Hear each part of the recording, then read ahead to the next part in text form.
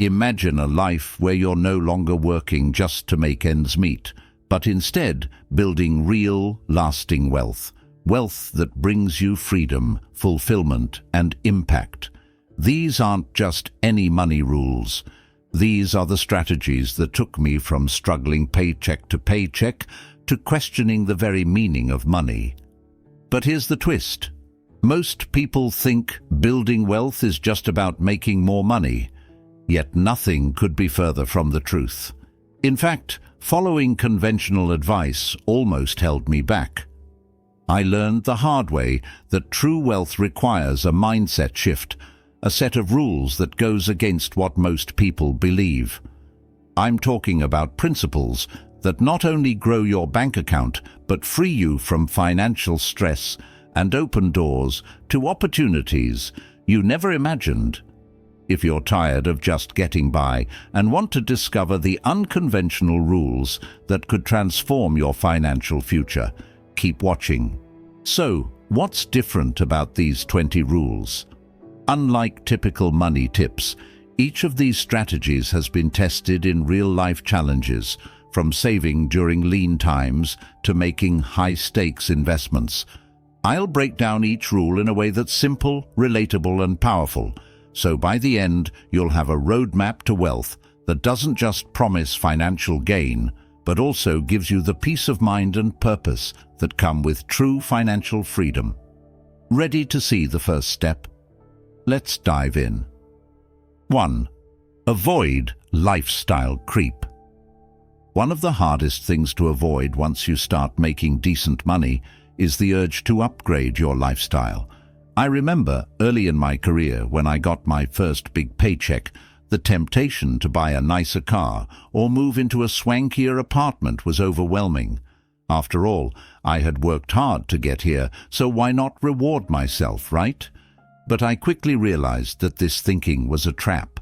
I'd heard it called lifestyle creep before, and now it made sense. My spending would just keep growing with every raise or promotion if I wasn't careful. At first, it felt restrictive to hold back. I wanted to enjoy my success and share it with friends and family. But over time, I found more meaning in staying grounded and reinvesting that extra money in ways that would pay off down the road. Instead of buying that new BMW, I put the money toward a side business I'd always wanted to start. And you know what? That business ended up creating even more financial security for me in the future. The funny thing is, delaying those instant gratifications taught me something even more valuable than financial discipline. It taught me patience. I became someone who could look beyond the immediate reward for something bigger and better in the future. Today, I still live below my means, which lets me keep building a secure future while also freeing me from the pressure of keeping up with anyone else. I've realized that true wealth isn't about flashy things. It's about having peace of mind, financial security, and the freedom to make choices without being chained to a lifestyle I can't maintain. 2. Master emotional control. Learning to control my emotions, especially with money, was one of the toughest but most rewarding lessons. I can remember countless times I acted impulsively, buying things because I was stressed or investing in something because everyone else was doing it. But as I look back, I see that the times I stayed calm and rational with my decisions were the times I made the best choices. Emotions, whether it's excitement, fear, or impatience, can cloud judgment and lead to decisions we later regret. For instance, there was a period when the stock market was doing really well, and I felt this intense pressure to jump in on some high-risk stocks that everyone was talking about. I didn't even research them. I just dove in because I didn't want to miss out. When the market took a downturn, I panicked and pulled out, losing quite a bit. That was a wake-up call. I realized that if I was going to make smart financial decisions, I needed to separate my emotions from the process. Now, I take a step back any time I feel those emotions creeping up. I remind myself that wealth building is a marathon, not a sprint. I make it a point to do my research and approach every decision with patience and clarity. Practicing emotional control has saved me from repeating the same mistakes and allowed me to make decisions that align with my long-term goals, not just temporary feelings. 3. Protect your assets. The concept of protecting my assets didn't mean much to me in the early days. Back then, I thought building wealth was just about making money. But after seeing some close calls, unexpected expenses, family emergencies, even an economic downturn, I realized that protecting what I already had was just as important as growing it.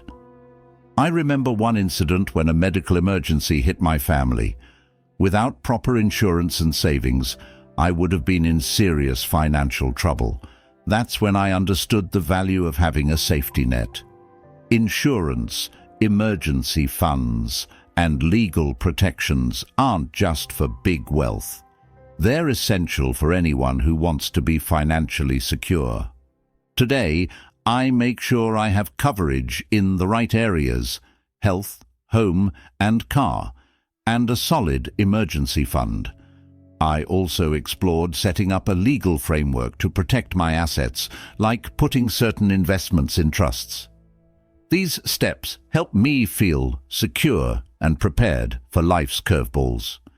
Protecting my assets has given me peace of mind, knowing that no matter what happens, I'm prepared to handle it without risking my financial foundation. 4. Think long-term. When I first started working, my focus was entirely on short-term goals, monthly expenses, upcoming trips, a new gadget I wanted.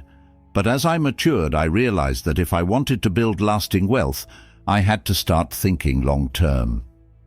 I remember someone telling me, the best time to start investing was yesterday.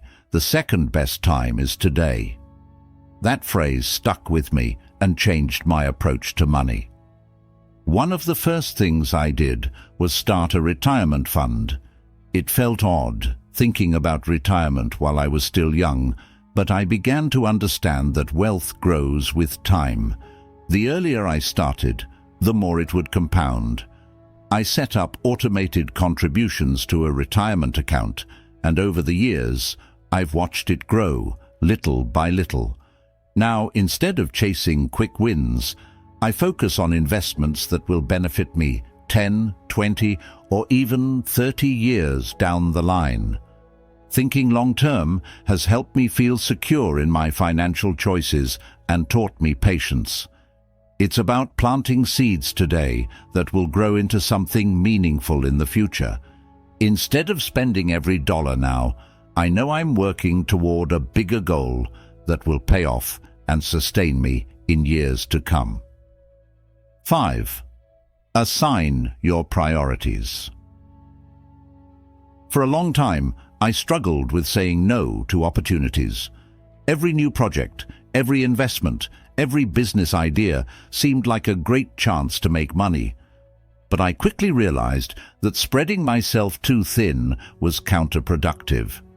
The more I said yes to everything, the less time and energy I had for the things that truly mattered. One of the biggest breakthroughs for me was learning to assign my priorities and focus on what I did best. I asked myself, what am I genuinely good at? Where do my strengths lie? I identified my core skills and interests, and I decided to build around those. Instead of jumping at every opportunity, I committed to becoming exceptional at one thing.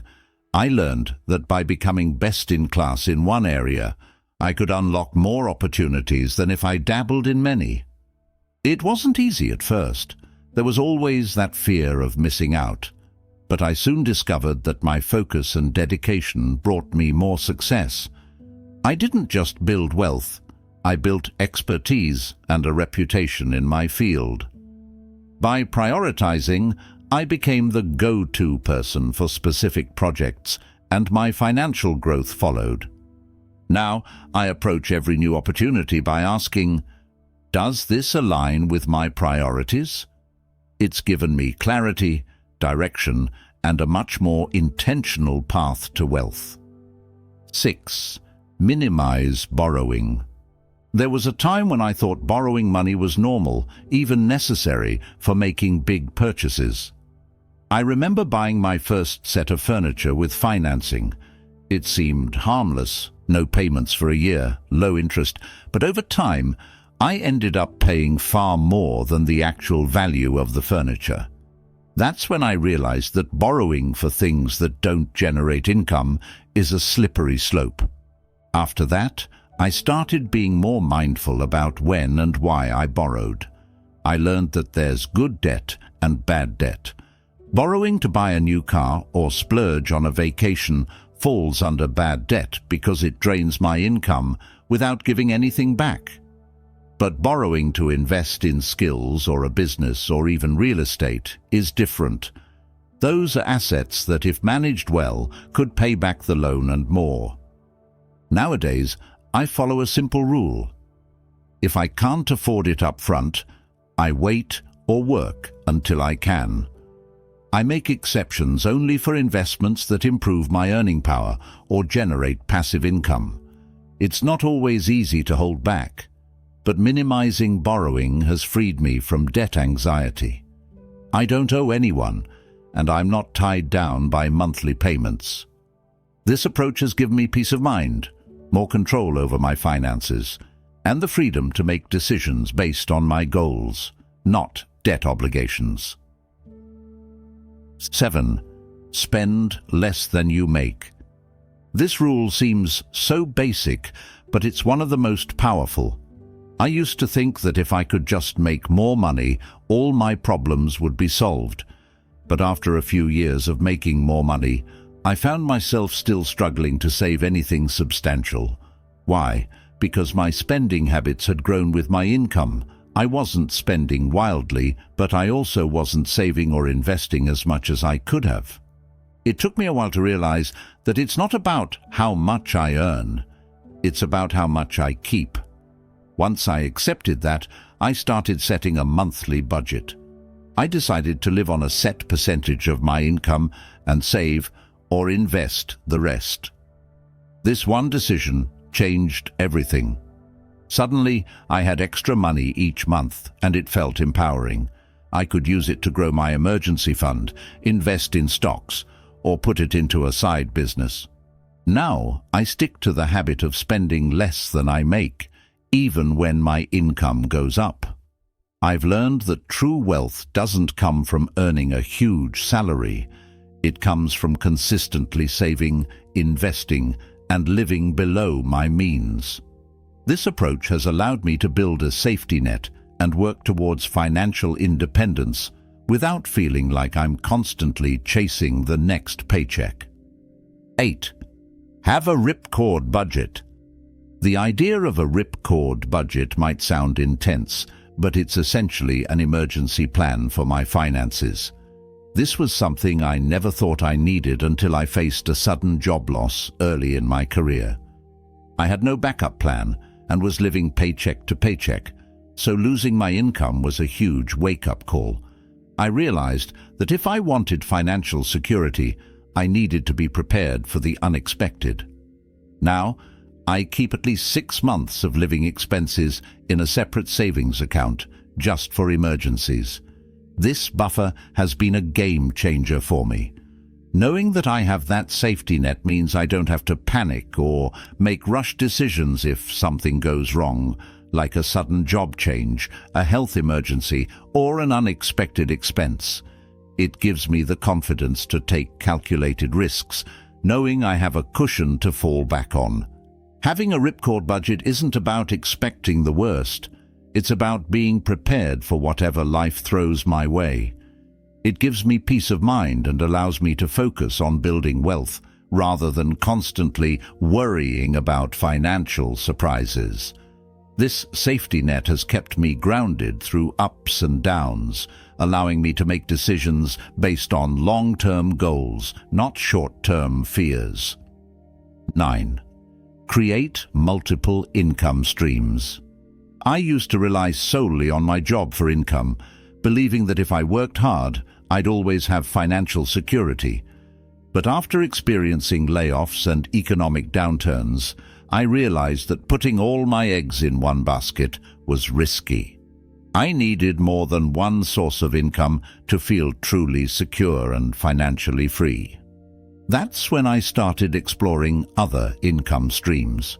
I began with small steps, investing in the stock market, starting a side business, and exploring real estate. Each new source of income took effort and patience, but it paid off over time. Today I have several streams of income, and the sense of security it gives me is invaluable. If one stream slows down, I'm not left scrambling because I have others to rely on.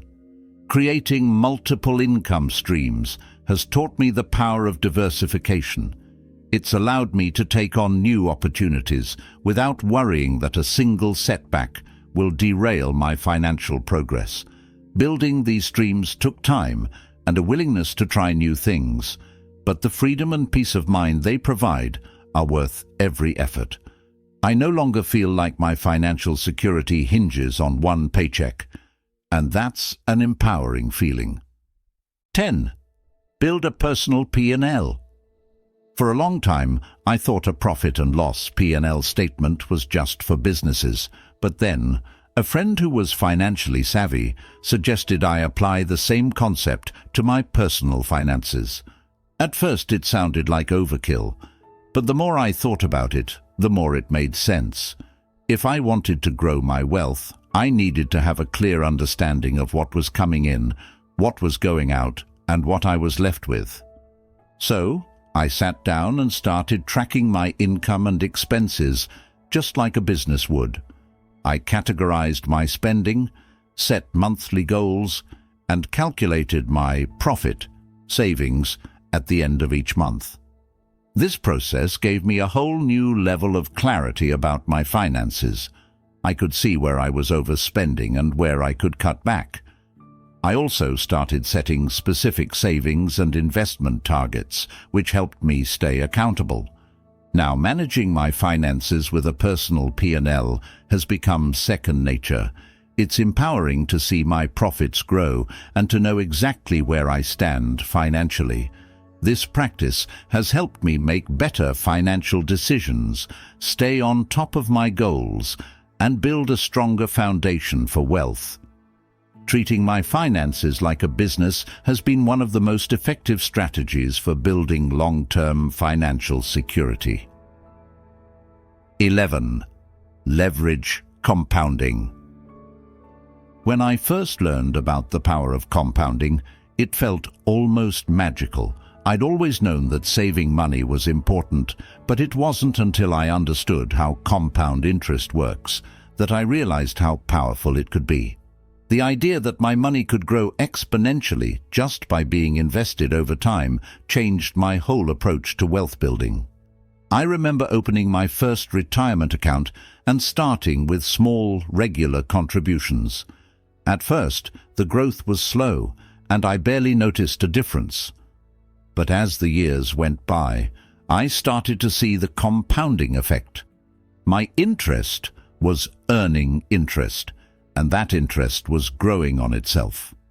Suddenly, what seemed like a modest investment was turning into something much larger. Now I prioritize investing early and consistently.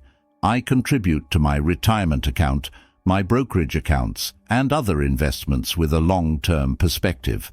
I've learned that the earlier I start, the more time my money has to grow. Compounding has taught me patience and discipline. It's about playing the long game and letting time work in my favor. Looking at my growing investments today, I'm grateful that I committed to this approach early on. Compounding has shown me that small, steady contributions can lead to substantial wealth over time. It's one of the most powerful tools for building financial security, and it's as simple as starting early and staying consistent. 12. Define your why. For a while I thought building wealth was just about making more money, but as I worked harder and achieved more, I found myself wondering why I was doing it all. What was the point if I wasn't clear on what I wanted out of life? That's when I realized I needed a why, a purpose behind my goals that would drive me and keep me focused. I took time to reflect on what mattered most to me. I realized that my ultimate goal wasn't just financial freedom, but the freedom to spend time with family, pursue passions, and help others. My why became about creating a life where I didn't have to worry about money, so I could focus on the things that truly mattered to me. Knowing this changed everything. It wasn't just about accumulating wealth. It was about what that wealth would allow me to do. Today, whenever I feel unmotivated or frustrated, I go back to my why. It reminds me why I started this journey in the first place. Having a clear purpose has made every step more meaningful, and it helps me make financial decisions that align with my true goals. Defining my why has transformed wealth building from a task into a passion, because now every dollar I save or invest brings me closer to a life that fulfills me. 13. Money is a tool, not the goal. For years I made the mistake of thinking that money itself was the goal. I believed that if I just had enough money, I'd be happy and fulfilled. But after reaching a certain financial milestone, I found myself wondering, what's next? I had the money, but I still felt like something was missing. That's when I learned that money is a tool, not the goal. Money, I realized, is a means to an end. It can buy freedom, security, and the ability to pursue passions, but it doesn't define happiness or fulfillment. This shift in mindset changed how I approached my finances. Instead of obsessing over how much I had, I started focusing on what I could do with it. Could it allow me to spend more time with loved ones? Could it fund a project I'm passionate about? Could it give me peace of mind? Now, I see money as a resource to design the life I want. This perspective has made wealth building more rewarding because I'm not just accumulating money for the sake of it. I'm using it to create value in my life and in the lives of others. Understanding that money is a tool has freed me from financial stress and helped me focus on what truly matters. 14. Network is your net worth. Early in my career, I underestimated the power of a strong network. I thought that success was just about hard work and skills, but over time, I realized that the people I surrounded myself with were just as important. One of my mentors once told me, "You're the average of the 5 people you spend the most time with." And it struck a chord. I realized that if I wanted to grow, I needed to be around people who were also striving for success. Building a strong network has been transformative. I've met people who not only inspire me, but also challenge me to be better. My network has opened doors to opportunities I never would have found on my own, from new business ventures to investment tips to personal growth. Surrounding myself with driven, like-minded individuals has pushed me to aim higher and stay focused. Today, I make an effort to nurture my relationships and seek out connections with people who share my values and goals. I've learned that networking isn't just about knowing a lot of people. It's about building meaningful relationships that uplift and support each other. My network has become one of my most valuable assets, and I'm grateful for the doors it has opened and the growth it has inspired. 15. High tides rise all boats. I used to think that wealth building was a solo journey, but over time I realized that helping others succeed has been just as important as my own growth. I remember a time when I hesitated to train a colleague because I worried they might surpass me or leave. But then I heard a quote that changed my mindset. What if you don't train them and they stay? That's when I started embracing the idea that high tides rise all boats. If I can help the people around me grow, it creates a better environment for all of us. I've found that when I invest in others, whether by sharing knowledge, offering guidance, or supporting their goals, it comes back to me in unexpected ways. Their success doesn't take away from mine, it adds to it. Now, I approach wealth building with a team mindset. I support my peers, colleagues, and even friends in their pursuits, because I know that when they succeed, we all benefit. This mindset shift has not only strengthened my relationships, but also created a sense of community and shared success.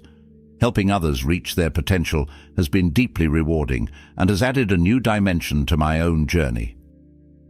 16. Invest in knowledge. One of the best decisions I made was to prioritize learning and personal development. Early in my career, I didn't see the value in spending money on courses, books, or seminars. I thought I already knew enough to succeed. But as I started seeing successful people around me, I realized that they all had one thing in common. They invested in knowledge. They were constantly learning, expanding their skills, and growing their expertise. The first time I spent money on a course, I hesitated. It felt like a lot, and I worried it might not pay off. But that course ended up teaching me skills that made me more valuable in my career. It opened doors I hadn't even considered before.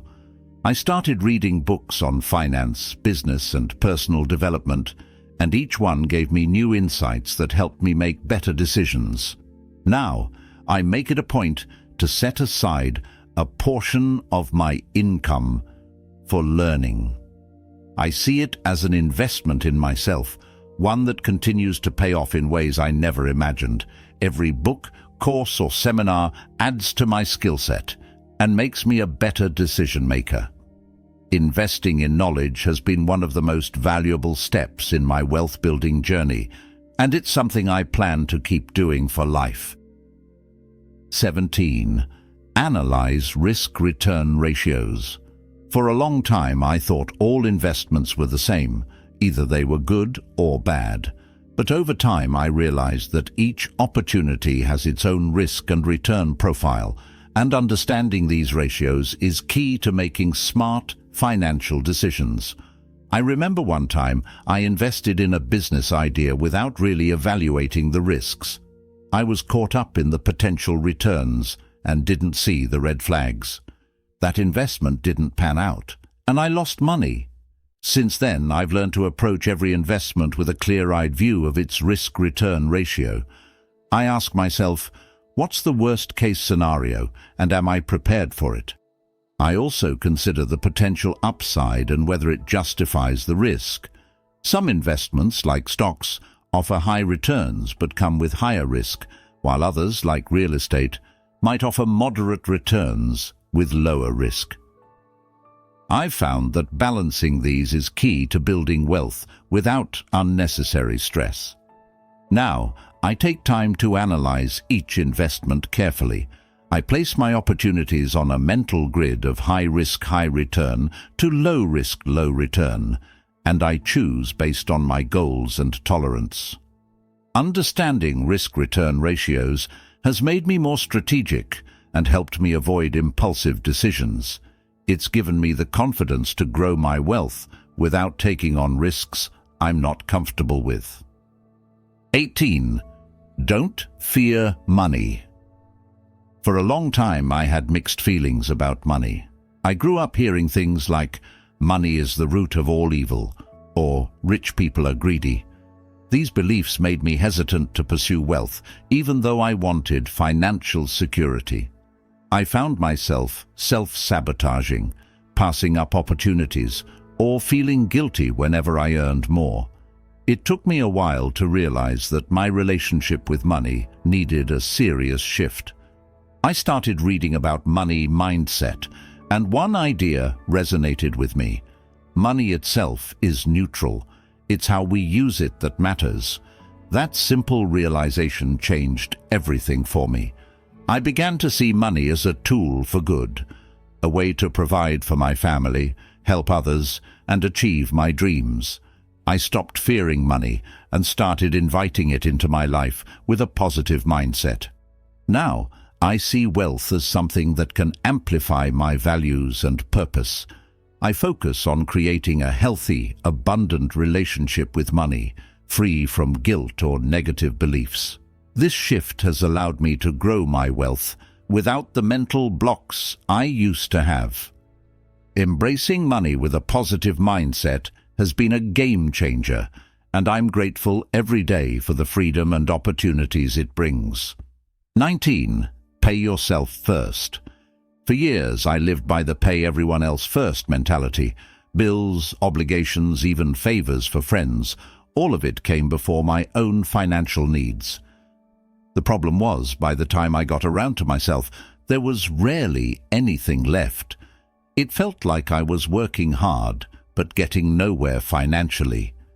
Then, I read about the concept of paying yourself first, and it clicked. I decided to make a simple change. Every time I got paid, I'd put a percentage into savings or investments before anything else. At first, it felt strange, like I was breaking some unspoken rule, but over time, it became a habit.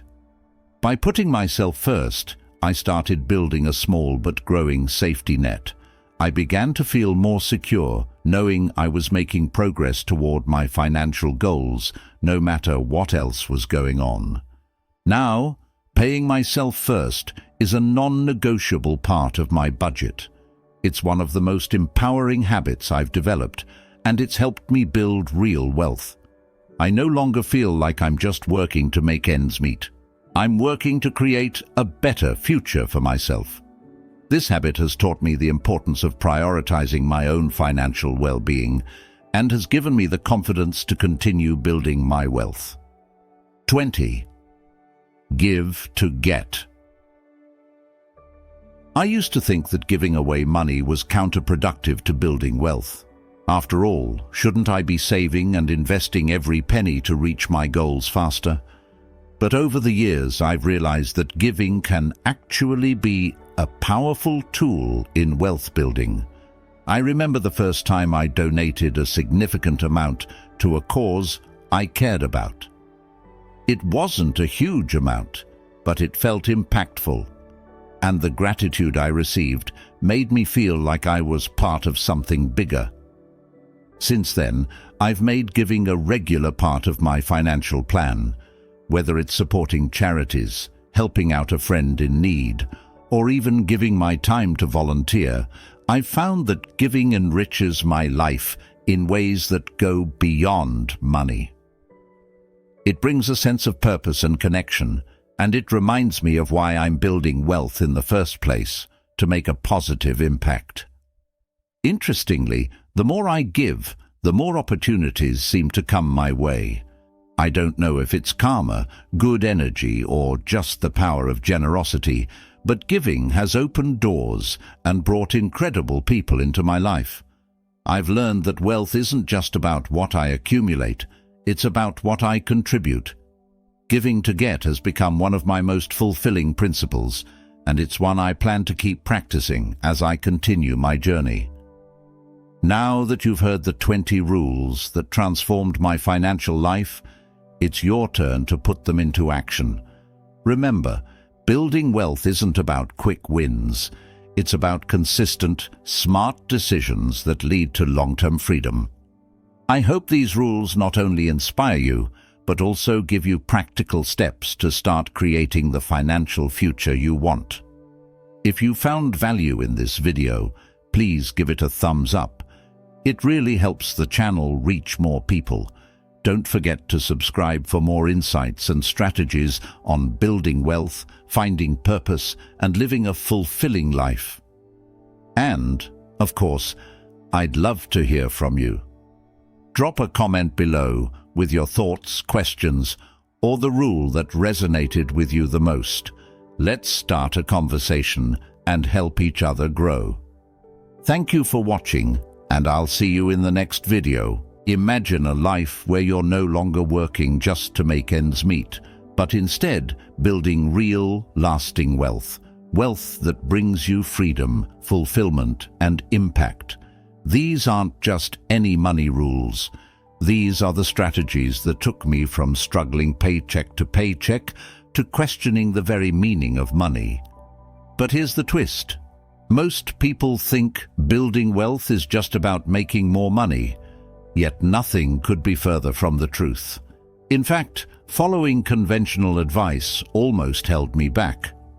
I learned the hard way that true wealth requires a mindset shift, a set of rules that goes against what most people believe.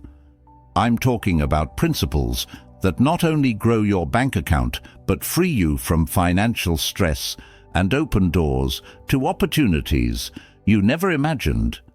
If you're tired of just getting by and want to discover the unconventional rules that could transform your financial future, keep watching. So, what's different about these 20 rules? Unlike typical money tips, each of these strategies has been tested in real-life challenges, from saving during lean times to making high-stakes investments. I'll break down each rule in a way that's simple, relatable, and powerful, so by the end you'll have a roadmap to wealth that doesn't just promise financial gain, but also gives you the peace of mind and purpose that come with true financial freedom. Ready to see the first step? Let's dive in. 1. Avoid lifestyle creep. One of the hardest things to avoid once you start making decent money is the urge to upgrade your lifestyle. I remember early in my career when I got my first big paycheck, the temptation to buy a nicer car or move into a swankier apartment was overwhelming. After all, I had worked hard to get here, so why not reward myself, right? But I quickly realized that this thinking was a trap. I'd heard it called lifestyle creep before, and now it made sense. My spending would just keep growing with every raise or promotion if I wasn't careful. At first, it felt restrictive to hold back. I wanted to enjoy my success and share it with friends and family. But over time, I found more meaning in staying grounded and reinvesting that extra money in ways that would pay off down the road. Instead of buying that new BMW, I put the money toward a side business I'd always wanted to start. And you know what? That business ended up creating even more financial security for me in the future. The funny thing is, delaying those instant gratifications taught me something even more valuable than financial discipline. It taught me patience. I became someone who could look beyond the immediate reward for something bigger and better in the future. Today, I still live below my means, which lets me keep building a secure future while also freeing me from the pressure of keeping up with anyone else. I've realized that true wealth isn't about flashy things. It's about having peace of mind, financial security, and the freedom to make choices without being chained to a lifestyle I can't maintain. 2. Master emotional control. Learning to control my emotions, especially with money, was one of the toughest but most rewarding lessons. I can remember countless times I acted impulsively, buying things because I was stressed or investing in something because everyone else was doing it. But as I look back, I see that the times I stayed calm and rational with my decisions were the times I made the best choices. Emotions, whether it's excitement, fear, or impatience, can cloud judgment and lead to decisions we later regret. For instance, there was a period when the stock market was doing really well, and I felt this intense pressure to jump in on some high-risk stocks that everyone was talking about. I didn't even research them. I just dove in because I didn't want to miss out. When the market took a downturn, I panicked and pulled out, losing quite a bit. That was a wake-up call. I realized that if I was going to make smart financial decisions, I needed to separate my emotions from the process. Now, I take a step back anytime I feel those emotions creeping up. I remind myself that wealth building is a marathon, not a sprint. I make it a point to do my research and approach every decision with patience and clarity. Practicing emotional control has saved me from repeating the same mistakes and allowed me to make decisions that align with my long-term goals, not just temporary feelings. 3. Protect your assets. The concept of protecting my assets didn't mean much to me in the early days. Back then, I thought building wealth was just about making money. But after seeing some close calls, unexpected expenses, family emergencies, even an economic downturn, I realized that protecting what I already had was just as important as growing it. I remember one incident when a medical emergency hit my family. Without proper insurance and savings, I would have been in serious financial trouble. That's when I understood the value of having a safety net. Insurance, emergency funds, and legal protections aren't just for big wealth. They're essential for anyone who wants to be financially secure. Today, I make sure I have coverage in the right areas: health, home, and car, and a solid emergency fund. I also explored setting up a legal framework to protect my assets, like putting certain investments in trusts. These steps help me feel secure and prepared for life's curveballs. Protecting my assets has given me peace of mind, knowing that no matter what happens, I'm prepared to handle it without risking my financial foundation. 4. Think long-term. When I first started working, my focus was entirely on short-term goals, monthly expenses, upcoming trips, a new gadget I wanted. But as I matured, I realized that if I wanted to build lasting wealth, I had to start thinking long-term. I remember someone telling me, "The best time to start investing was yesterday. The second best time is today." That phrase stuck with me and changed my approach to money. One of the first things I did was start a retirement fund. It felt odd, thinking about retirement while I was still young, but I began to understand that wealth grows with time. The earlier I started, the more it would compound. I set up automated contributions to a retirement account, and over the years, I've watched it grow, little by little. Now, instead of chasing quick wins, I focus on investments that will benefit me 10, 20, or even 30 years down the line. Thinking long-term has helped me feel secure in my financial choices and taught me patience. It's about planting seeds today that will grow into something meaningful in the future. Instead of spending every dollar now, I know I'm working toward a bigger goal that will pay off and sustain me in years to come. 5. Assign your priorities. For a long time, I struggled with saying no to opportunities. Every new project, every investment, every business idea seemed like a great chance to make money. But I quickly realized that spreading myself too thin was counterproductive. The more I said yes to everything, the less time and energy I had for the things that truly mattered. One of the biggest breakthroughs for me was learning to assign my priorities and focus on what I did best. I asked myself, what am I genuinely good at?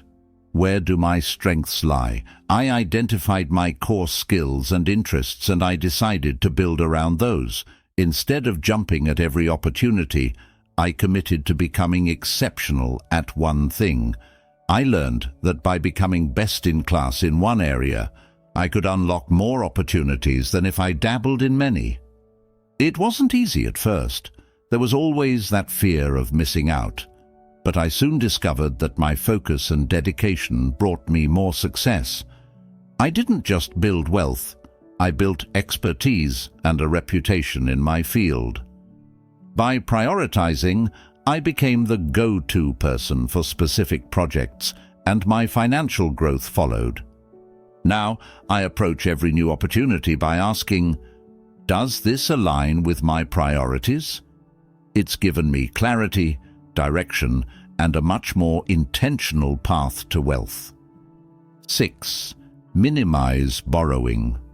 There was a time when I thought borrowing money was normal, even necessary, for making big purchases.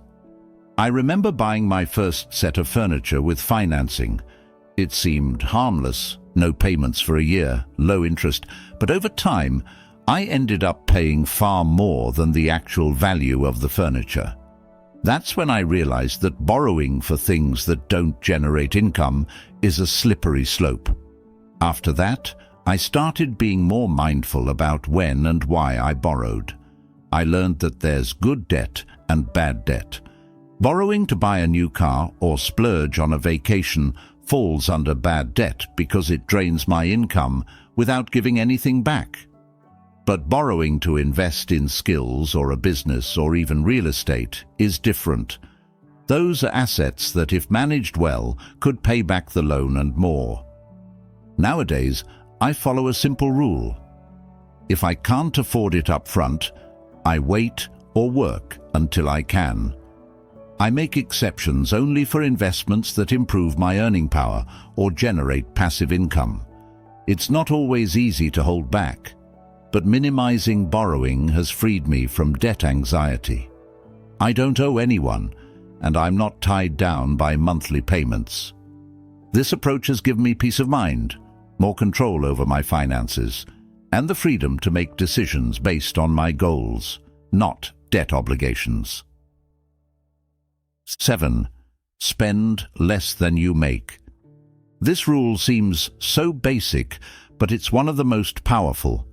I used to think that if I could just make more money, all my problems would be solved. But after a few years of making more money, I found myself still struggling to save anything substantial. Why? Because my spending habits had grown with my income. I wasn't spending wildly, but I also wasn't saving or investing as much as I could have. It took me a while to realize that it's not about how much I earn, it's about how much I keep. Once I accepted that, I started setting a monthly budget. I decided to live on a set percentage of my income and save or invest the rest. This one decision changed everything. Suddenly, I had extra money each month, and it felt empowering. I could use it to grow my emergency fund, invest in stocks, or put it into a side business. Now, I stick to the habit of spending less than I make, even when my income goes up. I've learned that true wealth doesn't come from earning a huge salary. It comes from consistently saving, investing, and living below my means. This approach has allowed me to build a safety net and work towards financial independence without feeling like I'm constantly chasing the next paycheck. 8. Have a ripcord budget. The idea of a ripcord budget might sound intense, but it's essentially an emergency plan for my finances. This was something I never thought I needed until I faced a sudden job loss early in my career. I had no backup plan and was living paycheck to paycheck, so losing my income was a huge wake-up call. I realized that if I wanted financial security, I needed to be prepared for the unexpected. Now, I keep at least 6 months of living expenses in a separate savings account just for emergencies. This buffer has been a game changer for me. Knowing that I have that safety net means I don't have to panic or make rush decisions if something goes wrong, like a sudden job change, a health emergency, or an unexpected expense. It gives me the confidence to take calculated risks, knowing I have a cushion to fall back on. Having a ripcord budget isn't about expecting the worst. It's about being prepared for whatever life throws my way. It gives me peace of mind and allows me to focus on building wealth rather than constantly worrying about financial surprises. This safety net has kept me grounded through ups and downs, allowing me to make decisions based on long-term goals, not short-term fears. 9. Create multiple income streams. I used to rely solely on my job for income, believing that if I worked hard, I'd always have financial security. But after experiencing layoffs and economic downturns, I realized that putting all my eggs in one basket was risky. I needed more than one source of income to feel truly secure and financially free. That's when I started exploring other income streams. I began with small steps, investing in the stock market, starting a side business, and exploring real estate. Each new source of income took effort and patience, but it paid off over time. Today, I have several streams of income, and the sense of security it gives me is invaluable. If one stream slows down, I'm not left scrambling because I have others to rely on. Creating multiple income streams has taught me the power of diversification. It's allowed me to take on new opportunities without worrying that a single setback will derail my financial progress.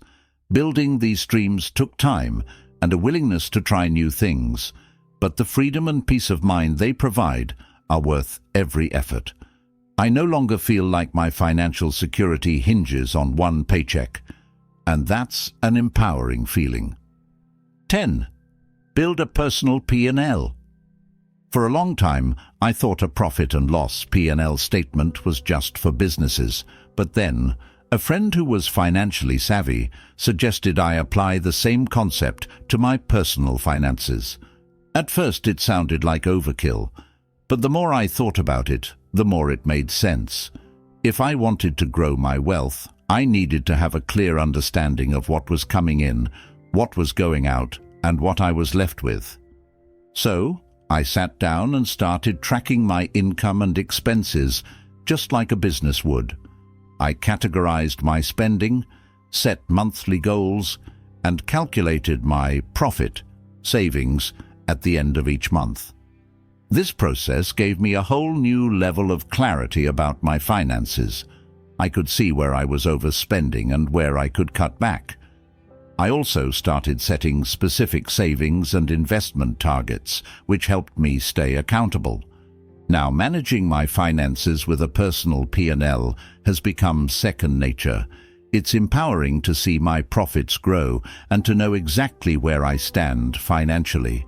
This practice has helped me make better financial decisions, stay on top of my goals, and build a stronger foundation for wealth.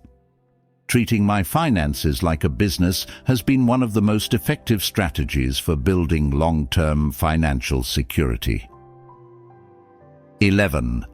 Leverage compounding. When I first learned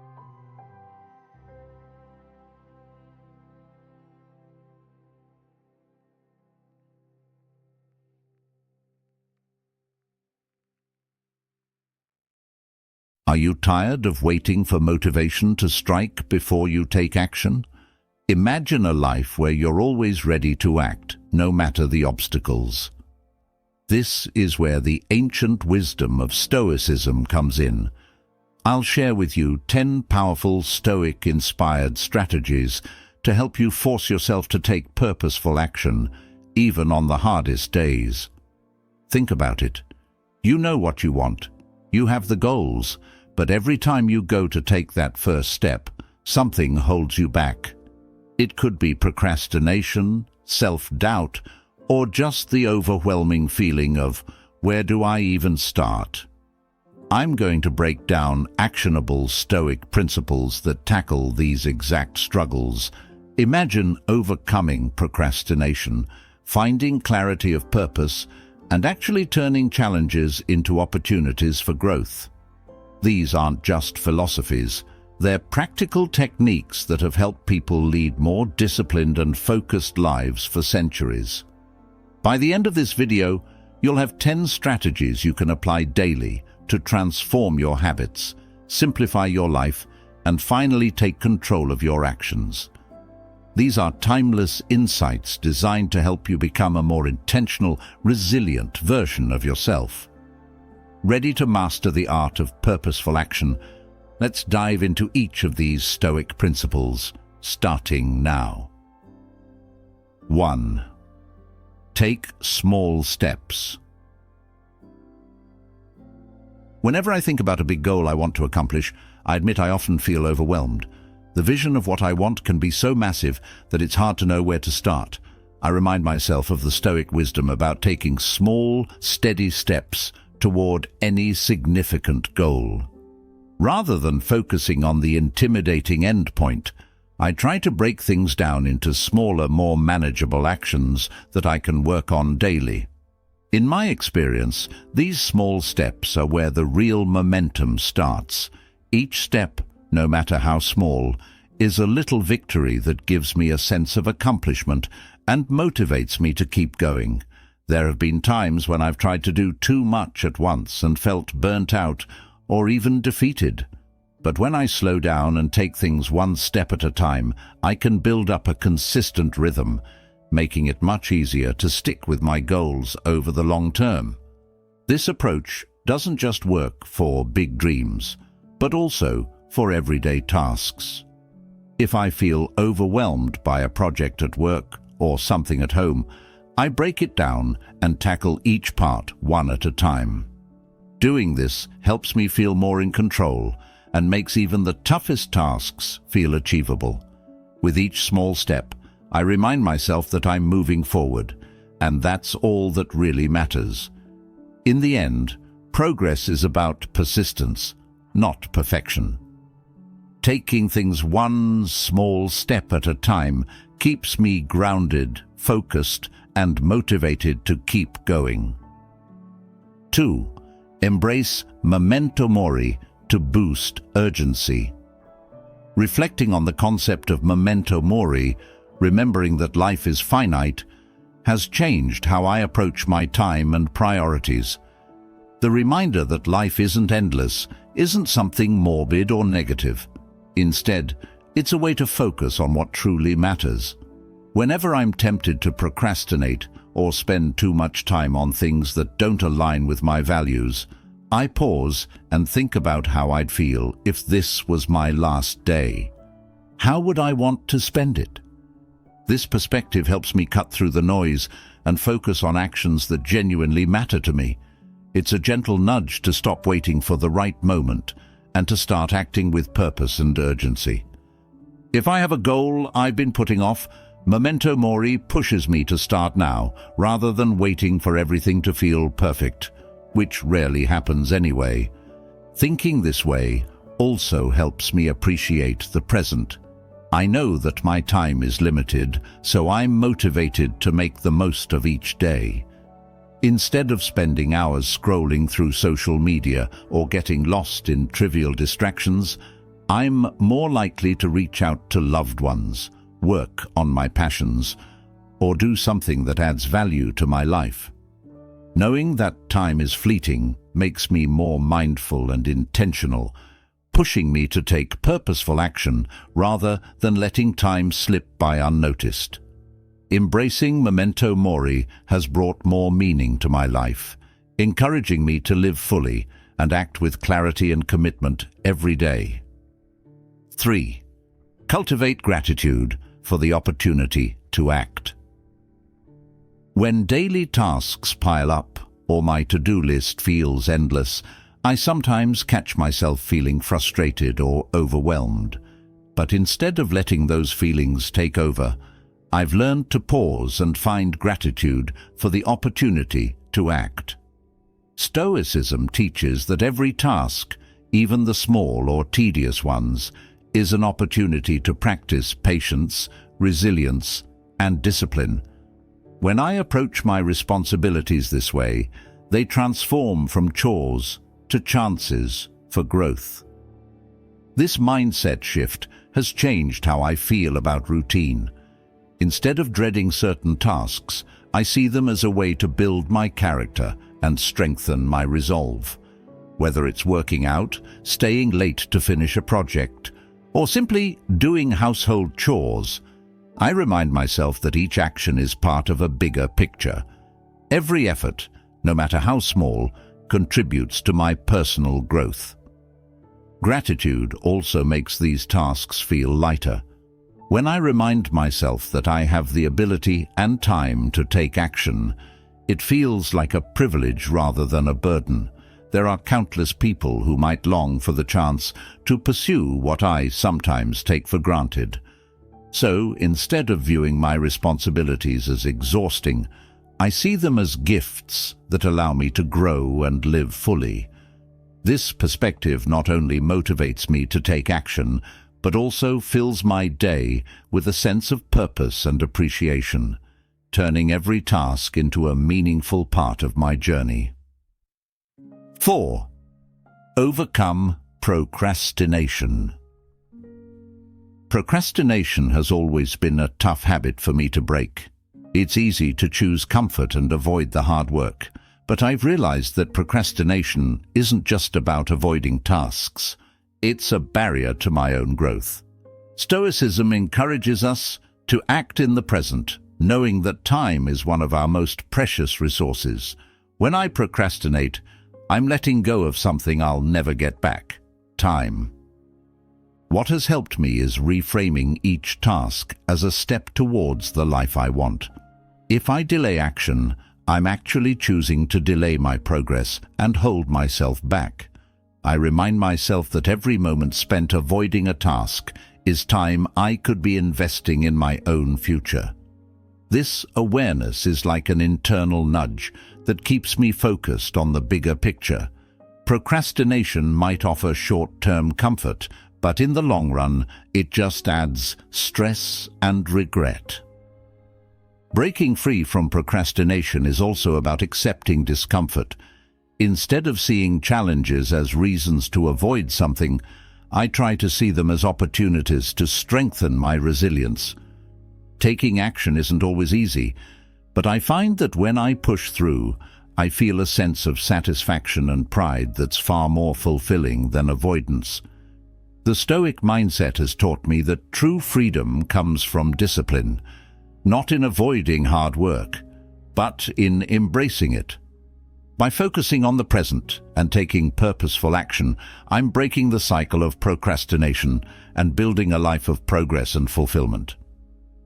5. Discipline yourself.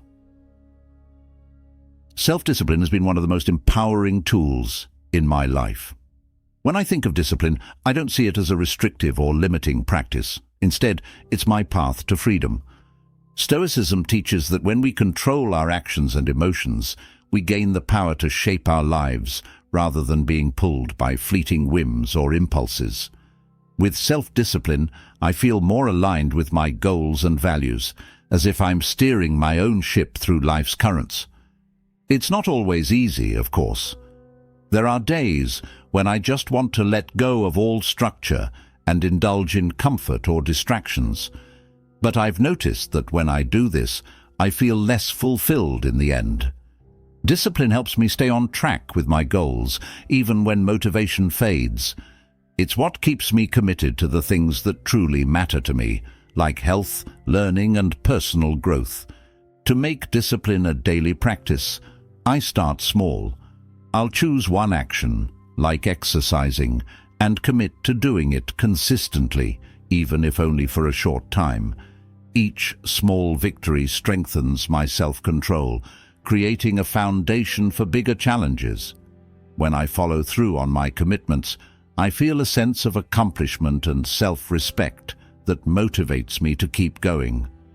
Stoicism teaches that self-discipline isn't just a tool for productivity, it's a pathway to inner peace. By mastering myself, I gain the freedom to act with purpose and integrity in every area of my life. 6. Visualize potential outcomes. One powerful Stoic practice I've embraced is premeditatio malorum, imagining potential obstacles before they arise. This isn't about being pessimistic, rather it's a way to prepare myself mentally and emotionally for whatever challenges may come my way. When I visualize different scenarios, including setbacks, I feel more resilient and less likely to be thrown off course when things don't go as planned. For instance, if I'm working on an important project, I'll take a moment to think through possible challenges. Maybe there will be unexpected delays, or maybe I'll feel frustrated and want to give up. By acknowledging these possibilities up front, I can plan how I'll respond. I'm ready to handle obstacles with a calm, focused mind, rather than letting stress or anxiety take over. Visualizing potential outcomes also helps me appreciate the value of preparation. It encourages me to think ahead, stay organized, and build flexibility into my plans. I don't feel as reactive to situations because I've already mentally rehearsed how I'll handle them. This practice has given me a greater sense of control and confidence in my ability to adapt. Knowing that I'm prepared for whatever comes my way, I feel more motivated to take action and stay committed to my path. 7. Develop purpose through virtue. I've often asked myself, what's my purpose? For a long time, I thought purpose was something I had to find or achieve, but Stoicism has helped me see that purpose isn't necessarily a destination, it's a way of being. According to Stoic principles, our purpose is best developed through virtues like wisdom, courage, justice, and self-control. Rather than looking for an external mission, I focus on aligning my actions with these core values. This approach has brought a lot of clarity to my life. For example, if I'm faced with a tough decision, I ask myself if my choice reflects wisdom or courage. By prioritizing virtues over outcomes, I find a sense of inner fulfillment that's not tied to success or failure. Even if I don't achieve a specific goal, acting in alignment with my values leaves me with a sense of purpose and integrity. Finding purpose through virtue also makes it easier to stay motivated. Instead of being driven by short-term desires or external recognition, I'm fueled by a deeper commitment to living ethically. When I'm clear on my values, I feel more resilient in the face of challenges and setbacks. My actions are not just about achieving goals, they're about becoming the kind of person I aspire to be. This focus on virtue gives me a steady motivation to take action every day, knowing that each choice brings me closer to my ideal self. 8. Simplify your life. Living simply wasn't always easy for me. I used to think that more was better, more stuff, more commitments, more activity. But Stoicism taught me the value of simplicity, and now I see it as one of the greatest sources of peace and focus in my life. When I simplify my environment and my routines, I feel a mental clarity that makes it much easier to focus on what's truly important. One of the first things I did to simplify my life was to declutter my physical space. I got rid of items I didn't use or need, and that act alone felt like a weight lifted off my shoulders. Having fewer things to manage gives me more time and energy to focus on what matters, like my relationships, my work, and my health. Simplifying my life also means saying no to commitments that don't align with my values. This has freed me to invest more deeply in fewer, more meaningful pursuits. I've found that a simpler life is not about deprivation, it's about quality over quantity. By reducing distractions and focusing on essentials, I'm better able to make deliberate, meaningful choices. I'm no longer overwhelmed by endless options or obligations. Instead, my life feels more intentional, and my actions have more impact. Living simply has taught me that less really can be more, and I'm motivated each day to act with a clear sense of purpose and joy. 9. Transform challenges into opportunities. In the past, Challenges used to feel like roadblocks. I'd get frustrated and feel defeated when things didn't go as planned. But Stoicism has taught me that challenges aren't obstacles, they're opportunities for growth. Instead of seeing setbacks as threats, I now view them as tests that strengthen my character. Each time I face a difficulty, I ask myself what I can learn from it, or how it might help me grow. One example that comes to mind is a recent work project that seemed overwhelming. There were constant changes, tight deadlines, and moments when I doubted my abilities. But instead of letting frustration consume me, I reminded myself that this was a chance to develop resilience and problem-solving skills. By focusing on what I could learn rather than on how hard it was, I ended up discovering new strengths within myself. This mindset shift has transformed how I respond to life's inevitable ups and downs. Rather than being discouraged, I'm motivated to see challenges as necessary parts of my journey. I no longer avoid difficulties or view them as failures. I welcome them as teachers. Embracing this Stoic principle has brought a new level of resilience into my life, making it easier to act with confidence and purpose no matter the situation. 10. Build good habits. I've learned that good habits are like the building blocks of a purposeful life. Stoicism emphasizes that we should cultivate habits that align with our values and help us grow. Habits like mindfulness, gratitude, and persistence aren't just actions, they're reflections of who I want to become. By practicing these habits daily, I'm steadily building a life that's in line with my values and long-term goals. Establishing good habits starts small. I try to pick one simple habit at a time, like setting aside a few minutes each morning to reflect on what I'm grateful for. This habit alone has made me more mindful and appreciative of what I have, setting a positive tone for the rest of my day. Over time, as I've layered more habits that align with my values, I feel a growing sense of peace and purpose. Stoic wisdom has taught me that excellence isn't achieved overnight. It's cultivated through consistent effort. Each small action, repeated daily, builds a foundation for the life I aspire to live. Rather than focusing on perfection, I focus on progress. This makes it easier to forgive myself when I slip up and get back on track. Building good habits has brought a sense of order and direction into my life, helping me take action with a clear and steady focus on my values.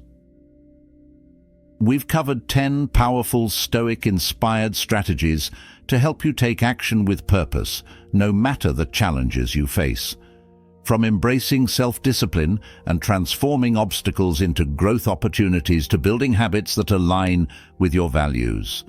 These principles are tools you can use every day to live more intentionally and become a stronger, more resilient version of yourself. If you found these insights valuable, please take a moment to like the video and subscribe to the channel for more content that helps you grow and reach your potential. I'd love to hear your thoughts. Share your biggest takeaway or a Stoic principle you're planning to apply in the comments below. And don't forget to share this video with anyone who might benefit from these timeless lessons. Let's keep building a life of purpose, action, and wisdom together. Thanks for watching, and I'll see you in the next one. Ever found yourself endlessly waiting for a reply from someone who just won't text back? You feel ignored, confused, and maybe even frustrated. But what if I told you that this situation isn't a reflection of your worth, but a hidden opportunity to flip the script? In today's video, we're diving into a Stoic approach to handling silence and rejection with power and control. It's not about playing games or manipulating. This is about becoming your strongest, most resilient self. You'll learn why her silence doesn't define you and how, with the right mindset, you can transform this situation into a massive boost for your confidence and self-worth. Imagine not just handling being ignored, but thriving because of it. We're going to cover actionable steps, from staying calm and unbothered to embracing the power of silence and detachment. By the end of this video, you won't be reacting to someone else's behavior. You'll be responding with poise and purpose. Stick around to discover how to harness the timeless wisdom of Stoicism to take control, build your confidence, and make sure you're the one setting the pace in any relationship. 1. Set boundaries for emotional investment. I'll admit there was a time in my life when I didn't understand the importance of setting boundaries, especially when it came to emotional investment. I used to pour all my energy into someone I liked, hoping that by giving more, I'd somehow win their affection. But you know what I learned the hard way? Over-investing emotionally in someone who doesn't reciprocate is like pouring water into a bucket with a hole. It never fills up, and eventually you're the one left drained. There was this woman I really liked. We'd been texting for weeks and everything seemed to be going great, until one day she just stopped responding. No explanation, no reason, just silence.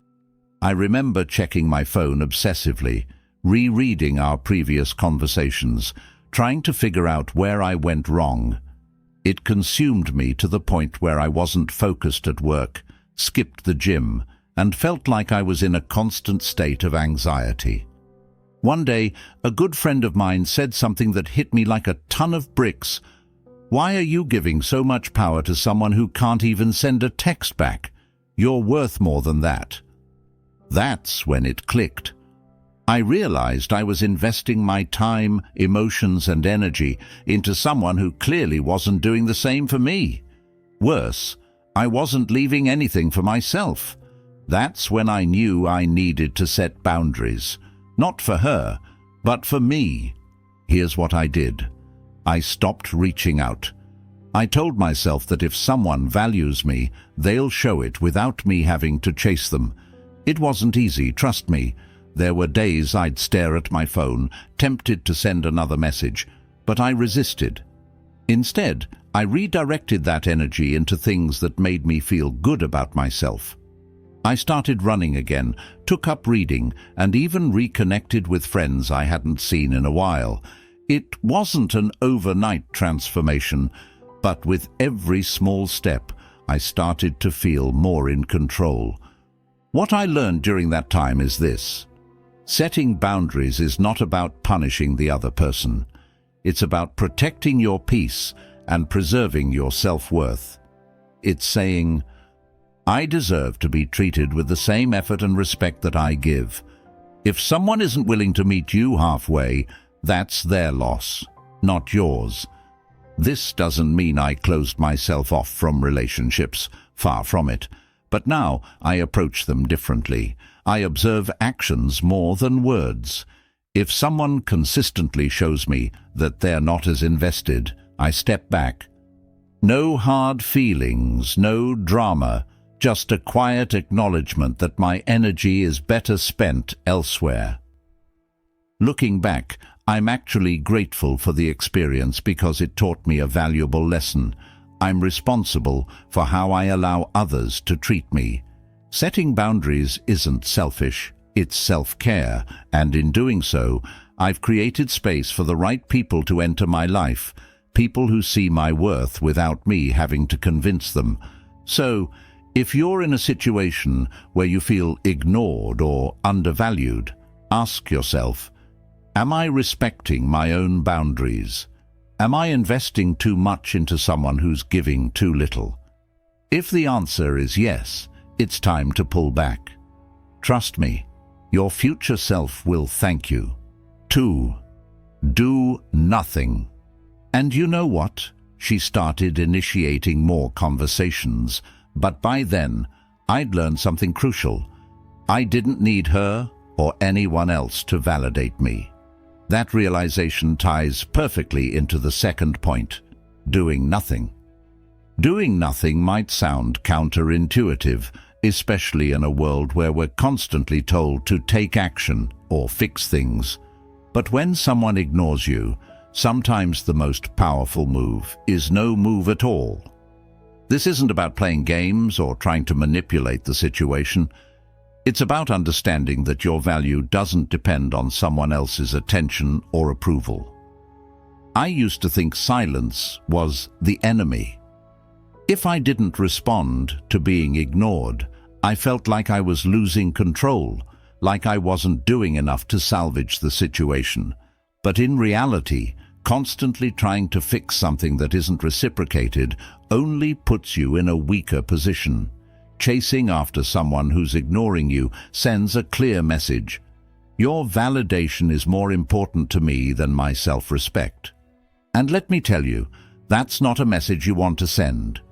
So, the next time someone goes silent, here's what you do.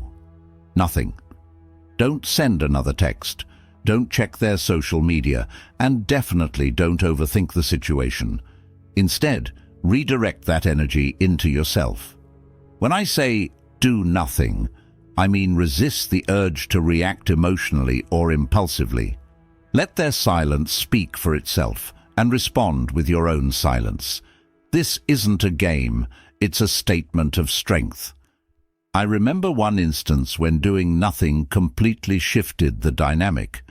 A woman I had been talking to suddenly stopped replying after what seemed like a great conversation. My instinct was to follow up and ask if everything was okay, but I stopped myself. I decided to let her be, and instead focused on my own life. I went to the gym, worked on a side project I'd been putting off, and spent time with friends. To my surprise, a few days later, she reached out with an apology, saying she'd been overwhelmed with work. By doing nothing, I showed that I wasn't dependent on her response to maintain my sense of self-worth. And even if she hadn't reached out, it wouldn't have mattered. I had already moved on and spent that time building myself up instead of tearing myself down with overthinking. The power of doing nothing lies in the message it sends. I am not controlled by your actions or your silence. I control how I feel, and I choose to focus on myself. This approach not only strengthens your emotional resilience, but also makes you more attractive. Why? Because people are naturally drawn to those who are confident, self-assured, and unaffected by external circumstances. So, the next time you're tempted to double text or obsess over someone's lack of response, stop and remind yourself, sometimes the strongest action is inaction. Doing nothing allows you to reclaim your emotional energy, preserve your dignity, and focus on what truly matters: you. 3. Reframe rejection as redirection. It took me a long time to see rejection differently. For years, every time someone ignored me, I felt like I'd failed. I'd replay conversations in my head, analyzing every word, wondering what I did wrong. I couldn't see it for what it truly was. Not a dead end, but a redirection towards something better. One of the most empowering lessons I've learned is that rejection is rarely personal. Often it's a sign that the person or situation isn't aligned with who you are or where you're headed. Instead of focusing on what you're losing, focus on what you're gaining. The opportunity to grow, the chance to focus on yourself, and the space to invite something or someone more compatible into your life. I remember a specific time when I was texting someone I really liked. We had great conversations, but suddenly she stopped replying. I was crushed. I felt like I had messed up, and for weeks I couldn't let it go. But in the process of obsessing over her silence, I realized something. I had put her on a pedestal. I was so focused on winning her over that I had forgotten about my own needs and goals. Her ignoring me forced me to take a step back and reevaluate. I decided to reframe her rejection as a redirection. Instead of seeing her silence as a reflection of my worth, I saw it as a sign that I needed to realign my priorities. I threw myself into the things I'd been neglecting, working out, learning a new skill, and reconnecting with old friends. And you know what? Over time, I started to feel grateful for the experience. Her lack of interest freed me to focus on myself in a way I hadn't in years. What I learned is that rejection is not the end of the story. It's the beginning of a new chapter. Every time someone closes a door, they're creating space for something better to come into your life. It might be a deeper connection with yourself, a new passion, or even someone who appreciates you for who you truly are. Now, whenever I face rejection, I remind myself, this is redirection. I think about all the times something didn't work out, only for something better to follow.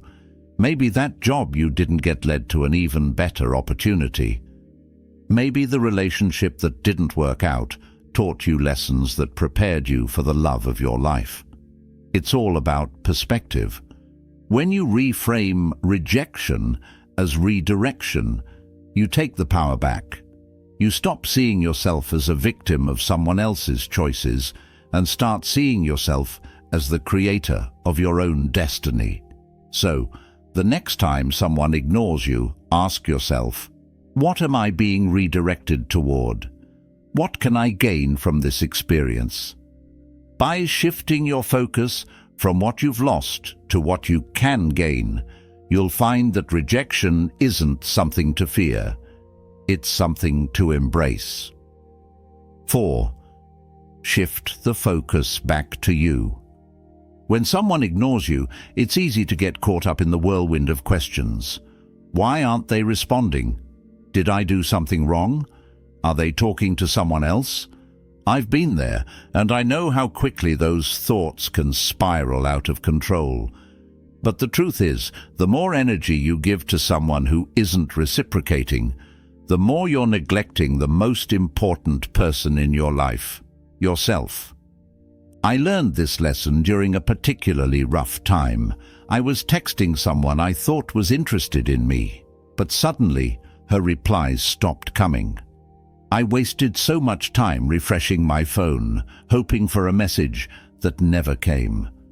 My mood was tied to her actions, and my entire day could be ruined by her silence. Then one day, I looked in the mirror and thought, why am I letting someone else control my happiness like this? That moment was a turning point. I decided to shift the focus back to myself. Instead of obsessing over her lack of response, I redirected that energy into my own growth.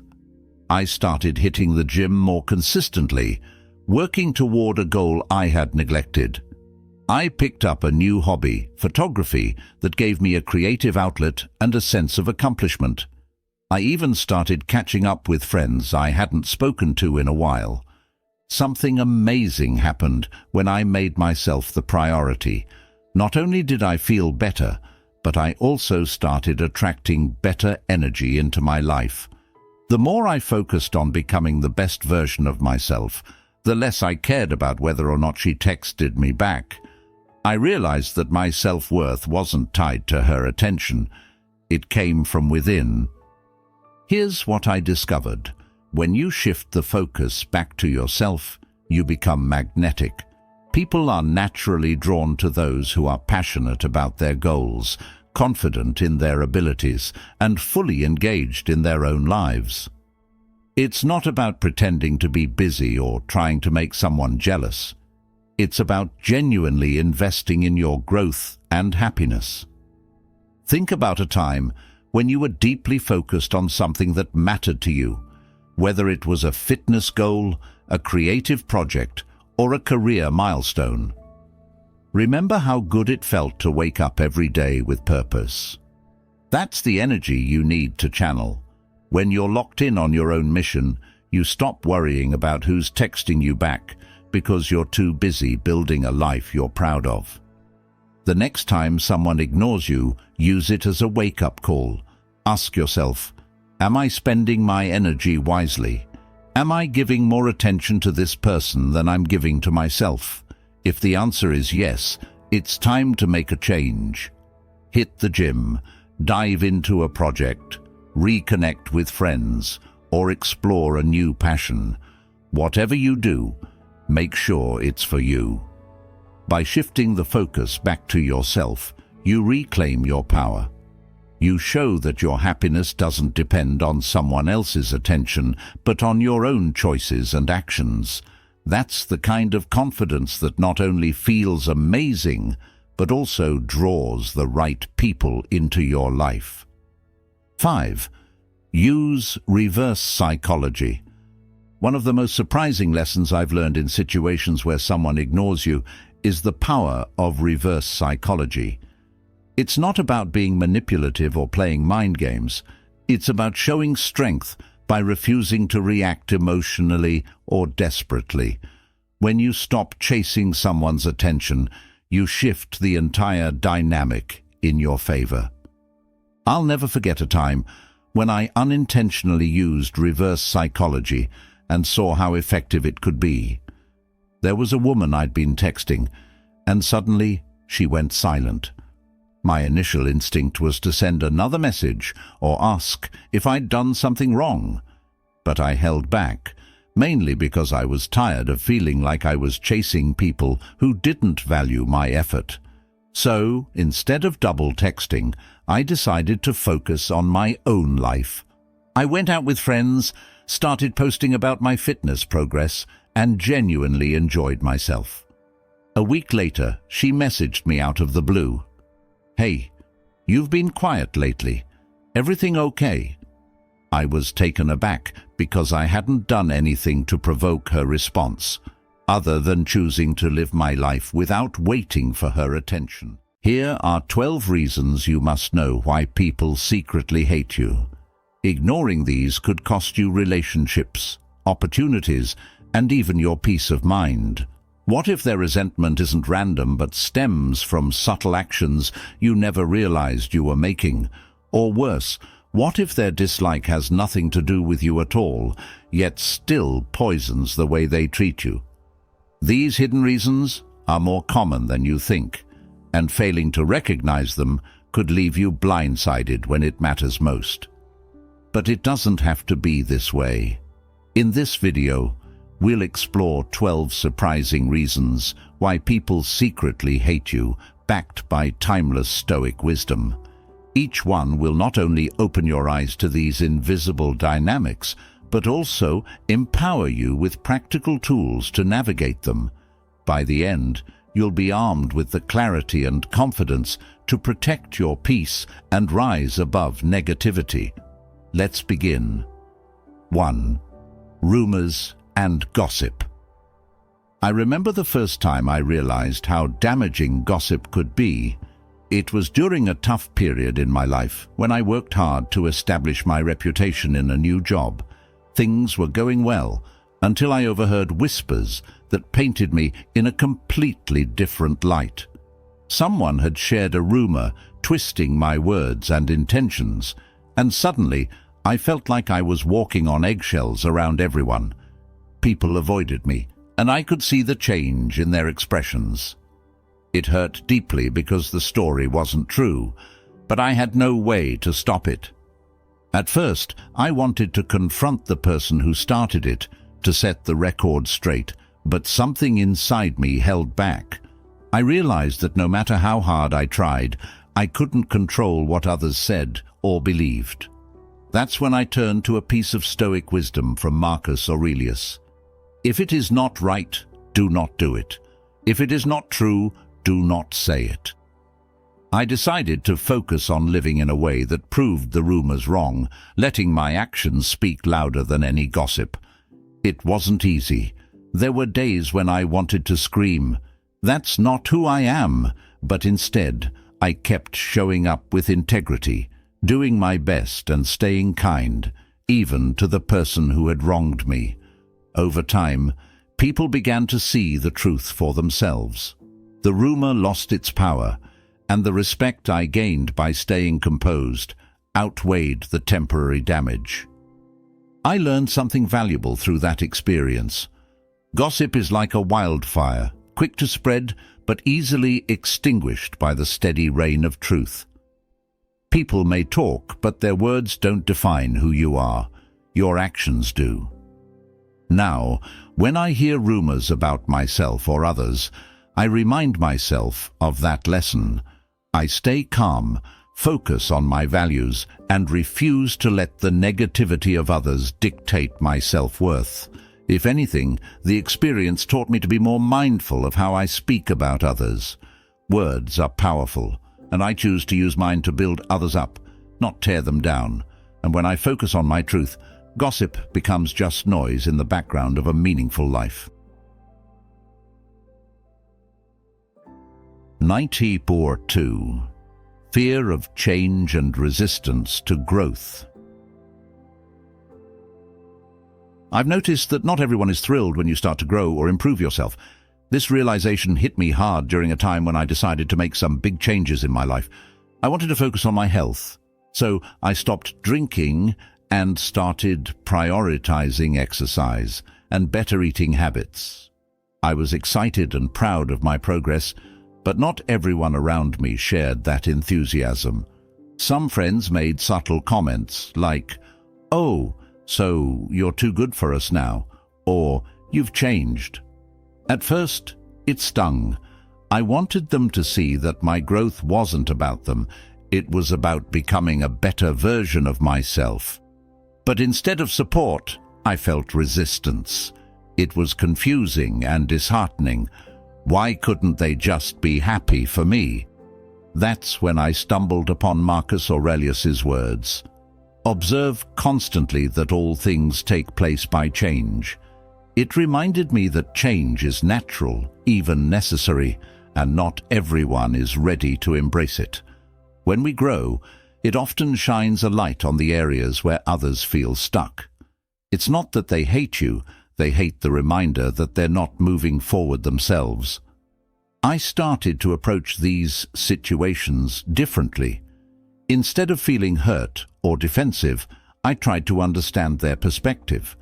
Maybe they were scared of being left behind or afraid to confront their own need for change. I also reminded myself that their feelings were outside my control. What I could control was my response, and I chose to keep growing. I stopped apologizing for my progress. I learned to let go of relationships that felt more like anchors than sails. Most importantly, I realized that true friends will celebrate your evolution, not resist it. And those who don't? They're fighting their own battles, and that's okay. Now, whenever I face resistance to my growth, I think of it as a compliment in disguise. It means I'm doing something right. Change is uncomfortable, not just for me, but for those watching, and that's part of the process. The best thing I can do is keep moving forward, living authentically, and inspiring others to do the same, whether they're ready for it or not.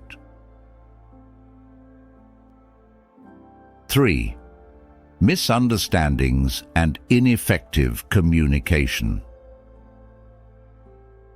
I can't count the number of times a simple misunderstanding has caused unnecessary tension in my relationships. One incident sticks out clearly.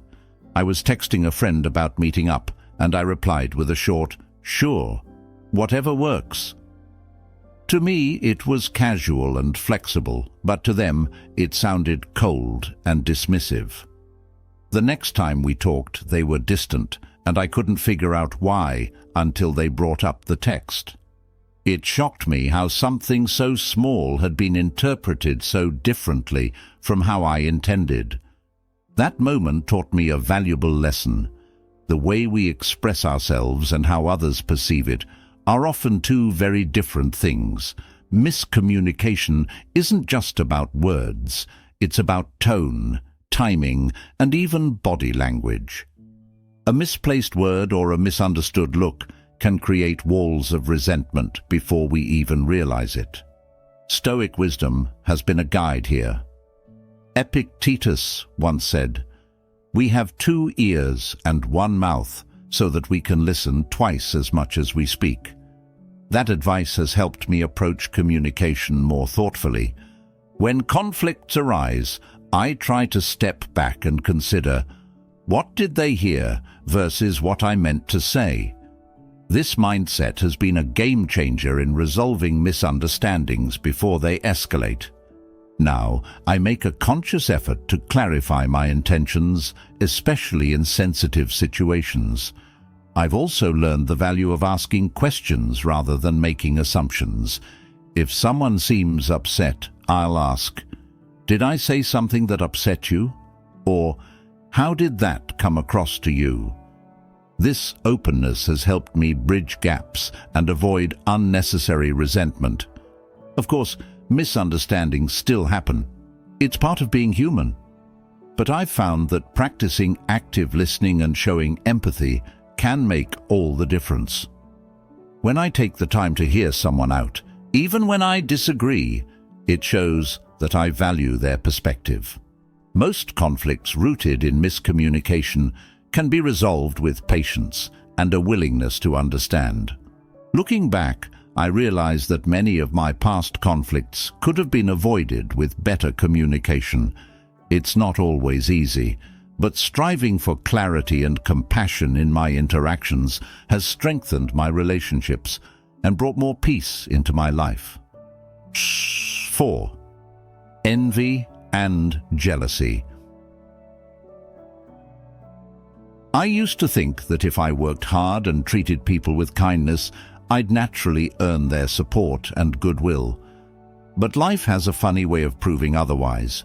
I'll never forget when I received a promotion at work that I had worked tirelessly for. Instead of celebrating with me, one of my closest colleagues became distant and cold. At first, I thought I'd done something wrong, but over time, it became clear. It wasn't about me at all. It was about them. Envy and jealousy are strange emotions. They can turn admiration into contempt and respect into resentment. Stoicism gave me a new lens to view this. Marcus Aurelius said, "Don't worry about things outside your control." And the truth is, someone else's envy is entirely outside my control. I didn't create their feelings. Their dissatisfaction with their own life did. My success simply held up a mirror to their insecurities. It's not easy to deal with envy, especially when it comes from people you care about. At first, I tried to shrink myself, downplaying my achievements to avoid making them uncomfortable, but that only made me feel small and diminished my hard-earned success. Over time, I realized that hiding my light wasn't the answer. Instead, I began to focus on staying grounded in my values, working hard, being kind, and supporting others in their journeys. When I encounter envy now, I remind myself that it's not a reflection of who I am, but of what the other person is struggling with. I also try to respond with compassion. Instead of taking their behavior personally, I look for ways to encourage and uplift them, showing them that my success doesn't take away from theirs. Envy is a powerful emotion, but it's one that people must deal with on their own terms. My role is to keep moving forward, staying true to my path, and not letting others' insecurities hold me back. In the end, I've learned that my achievements don't just belong to me. They're also opportunities to inspire others, even if they don't see it that way right away. And that perspective keeps me focused on the bigger picture. 5. Lack of recognition. One of the most painful experiences I've had was feeling invisible in a group where I worked so hard to contribute. I poured hours of effort into a project, ensuring every detail was perfect, only to watch someone else get all the credit. I smiled politely, but inside I felt a sharp sting of bitterness. Why didn't anyone notice what I had done? Why was my effort so easily overlooked? It's a natural human desire to want recognition for our hard work. When that acknowledgement doesn't come, it can breed resentment and even anger, not just toward those who overlooked us, but also toward anyone who seems to receive the recognition we crave. But the more I've studied Stoic philosophy, the more I've realized that seeking validation from others is a fragile foundation for happiness. Epictetus reminds us, don't allow your happiness to depend on something you may lose. Recognition from others is fleeting and often influenced by factors beyond our control. I've learned that the key to overcoming this sense of invisibility lies in shifting my focus inward. Instead of seeking external validation, I now strive to find fulfillment in the work itself. Did I do my best? Did I act with integrity? If the answer is yes, then I know my effort has value, even if no one else acknowledges it. That's not to say I don't still feel the pang of being overlooked sometimes. It's human. But I've also learned the importance of speaking up for myself when appropriate. Sometimes people simply aren't aware of what you've contributed, and a gentle reminder can make all the difference. Other times, I've had to accept that not everyone will notice or appreciate my work, and that's okay too. Now, when I feel underappreciated, I remind myself why I do what I do. Recognition is nice, but it's not the goal. The goal is to grow, to learn, and to contribute meaningfully to whatever I'm part of. By focusing on those internal rewards, I found a deeper sense of peace and purpose, and that's something no one can take away from me. 6. Competition and rivalry. I used to think of competition as purely motivational, something that pushed everyone to do better, but I've learned that competition can easily shift from a healthy drive to a toxic rivalry, especially when emotions like insecurity and jealousy get involved. One experience stands out vividly. A colleague and I were both working toward the same promotion.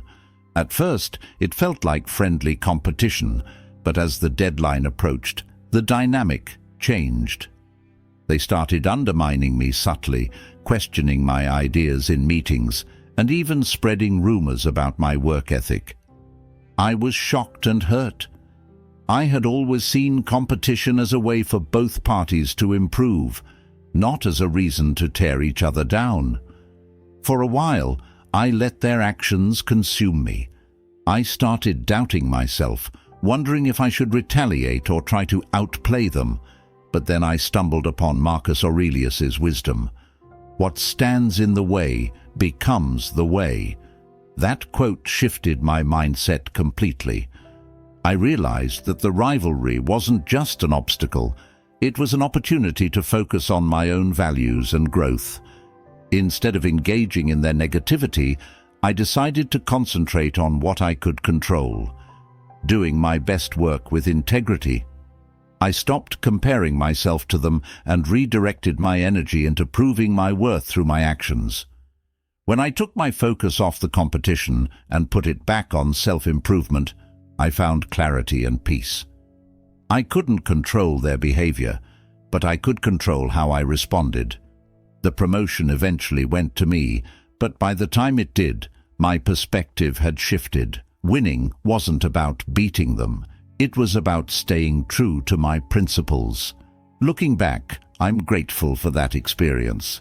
It taught me that toxic competition doesn't have to pull you down. It can be a chance to rise above and reaffirm your values. Now, I approach rivalry differently. I see it as a tool for growth rather than a battle to win. When competition arises, I remind myself that another person's success doesn't diminish mine, and there's room for everyone to thrive. That mindset has not only made me more resilient, but also helped me build healthier, more respectful relationships, even with those I once considered rivals. 7. Personal insecurities and projection. I didn't fully understand the power of personal insecurities until I found myself on the receiving end of someone's misplaced hostility. A co-worker, who always seemed friendly enough, suddenly started acting cold and dismissive toward me. They would roll their eyes during meetings when I spoke or dismiss my ideas without much consideration. It baffled me. What had I done to deserve this? After weeks of frustration, a mutual friend confided in me. The co-worker felt threatened by my recent success in a project they had wanted to lead. At first, I took their behavior personally. I questioned myself. Was I being too assertive? Did I unintentionally overshadow them? But the more I thought about it, the more I realized their hostility wasn't about me. It was about their own insecurities. They were projecting their feelings of inadequacy onto me, using me as a scapegoat for their internal struggles. Stoic wisdom offered clarity. Seneca once said, "We suffer more often in imagination than in reality." This reminded me that their perception of me was rooted in their fears, not in who I actually was. Instead of letting their negativity consume me, I chose to respond with empathy. I didn't confront them or call them out. Instead, I focused on staying consistent in my behavior, kind, collaborative, and respectful. I also started seeing their actions as a reflection of their struggles rather than an attack on me. It shifted my perspective entirely. Their resentment didn't mean I was in the wrong. It meant they were grappling with feelings of inadequacy, and my success had unintentionally triggered those emotions. Now, when I encounter similar situations, I remind myself of this lesson. Everyone has insecurities, and sometimes they manifest as negativity toward others. It's not my job to fix their feelings, but it is my responsibility to maintain my integrity. Instead of taking it personally, I choose to focus on my own growth while extending understanding to those who might be projecting their struggles. This mindset has helped me approach conflicts with more compassion and less frustration. It's a reminder that what others see in you often has more to do with what they feel about themselves, and that's their battle, not yours. 8. Lack of empathy and understanding. I used to believe that if I treated people with kindness and fairness, they'd naturally do the same in return. But over time, I realized that not everyone sees the world through the same lens. One particular experience drove this home for me. I had a disagreement with a teammate on a project. I thought I had been clear and reasonable, but they took my comments as a personal attack. Instead of talking it out, they began avoiding me, and eventually spreading negativity about me to others. At first, I was frustrated and confused. I couldn't understand how they had misunderstood my intentions so badly. But then it hit me. They weren't seeing the situation from my perspective. They had interpreted my words through the filter of their own experiences and insecurities, just as I might have done in their shoes. It wasn't malice, it was a lack of empathy and understanding. Stoicism has taught me a lot about this dynamic. Marcus Aurelius wrote, "Whenever you are about to find fault with someone, ask yourself the following question: what fault of mine most nearly resembles the one I am about to criticize?" That piece of wisdom shifted my thinking. Instead of getting defensive, I began to reflect on how I might also misinterpret others or fail to empathize in certain situations. I decided to approach the teammate with humility and openness. I apologized for any misunderstanding and explained my intentions clearly, without blaming them. It wasn't an instant fix, but over time, the relationship improved. That experience taught me that many conflicts stem from a lack of mutual understanding, not outright hostility. Since then, I've made empathy a priority in my interactions. When someone seems upset or distant, I ask myself, what might they be going through that I don't see? I've learned to listen more, judge less, and give people the benefit of the doubt.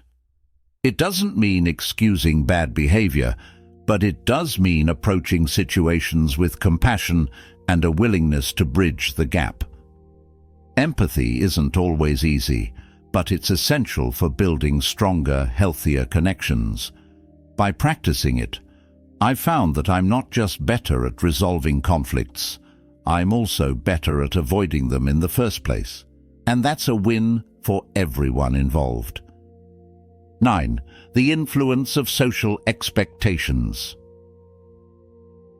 I'll never forget the first time I realized how powerful social expectations could be in shaping how others perceive us. When I decided to pursue an unconventional career path, people I thought would support me instead started treating me differently. Some questioned my choices outright, while others seemed to distance themselves. It was subtle but unmistakable. Their disappointment and judgment came not from who I was, but from the fact that I wasn't living up to what they believed I should do. At first, I felt a deep sense of frustration. I wanted to explain myself, to justify my decisions and prove that my path was valid. But then I asked myself a simple question: who am I really living for? This reflection brought me back to a core principle of Stoicism. Epictetus said, "It is not the things themselves that disturb us, but our judgments about these things." Their judgments weren't the problem. It was how much I allowed those judgments to affect me. I realized that their discomfort wasn't really about me. My choices challenged the norms and values they had built their lives around. In some ways, I think my decision forced them to confront their own doubts or fears about living authentically. Once I understood this, I stopped feeling the need to justify myself. I let go of trying to win their approval and focused instead on staying true to my own values and goals. Over time, I also learned to embrace the idea that not everyone will understand or accept your path. And that's okay. Some people will come around once they see your conviction, while others may never fully understand. What matters is that you stay aligned with your purpose and don't let societal pressures dictate your life. Now, when I face judgment or resistance for stepping outside of the norm, I remind myself that authenticity often disrupts comfort zones, including my own. Living true to myself isn't just freeing, it's necessary for my happiness and growth. By embracing this mindset, I've found greater peace and fulfillment, and I've learned to navigate others' expectations with grace and confidence. 10. The lack of recognition. I've always believed that hard work would speak for itself, but life has taught me that's not always the case. I remember pouring my heart and soul into organizing a major event at work. I stayed late, coordinated every detail, and made sure everything went smoothly. The event was a success, but when it came time for acknowledgements, my name wasn't mentioned. Instead, someone else, who had only played a minor role, received all the praise. I felt crushed. It wasn't about wanting to be in the spotlight, it was about feeling like my effort mattered. For a while, I let the bitterness linger. I replayed the scene in my head, wondering why my contributions were invisible. But then I came across a quote by Epictetus. "Don't allow your happiness to depend on something you may lose." It made me realize that recognition, while gratifying, is fleeting and often out of our control. That moment shifted my perspective. I asked myself, why did I do the work in the first place? The answer wasn't for applause. It was because I believed in the project and wanted it to succeed. That realization helped me let go of the resentment and focus on what truly mattered, the satisfaction of knowing I gave my best effort. Since then, I've learned to find fulfillment in the process rather than the outcome. When recognition comes, I accept it gratefully, but I no longer rely on it to validate my worth. And when it doesn't, I remind myself that my value isn't tied to others' acknowledgement. I also make an effort to recognize others' contributions whenever I can. I know firsthand how much it means, and it's a simple way to spread positivity. Recognition is nice, but it's not the goal. The goal is to stay aligned with my values, take pride in my work, and keep growing. By focusing on these internal rewards, I've found that I don't need external validation as much anymore. Instead, I've discovered a deeper sense of purpose and peace, knowing that my effort and integrity will always speak for themselves, whether others notice or not. Offenentes överträffen. Rumors and gossip. I've experienced firsthand how damaging rumors and gossip can be. A few years ago, I was part of a team where one co-worker started spreading a false story about me. I had no idea it was happening until people started acting differently around me. More guarded, less friendly. At first I was confused, wondering what had changed. Then I overheard someone repeating the rumor, and my heart sank. It felt unfair and frustrating. I wanted to confront the person spreading it, to defend myself and set the record straight. But the more I thought about it, the more I realized how futile that would be. Gossip has a life of its own. Trying to chase it down and correct every misstep would only drain my energy and likely make me seem defensive or guilty. Instead, I turned to Stoic wisdom. Marcus Aurelius advises, "If it is not right, do not do it. If it is not true, do not say it."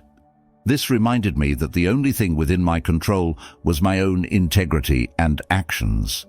If I stayed consistent in living my values, the truth would eventually become clear to those who mattered. I focused on being authentic and kind, even to the person who had started the rumor. It wasn't easy, but I reminded myself that their behavior said more about them than it did about me. Over time, people saw through the falsehoods. My relationships at work improved, and my reputation healed. Not because I fought the rumor, but because I lived in a way that proved it wrong. That experience taught me to rise above gossip and avoid letting it define my self-worth. It also made me more mindful about how I talk about others. Words carry weight, and I now choose to use mine to uplift rather than tear down.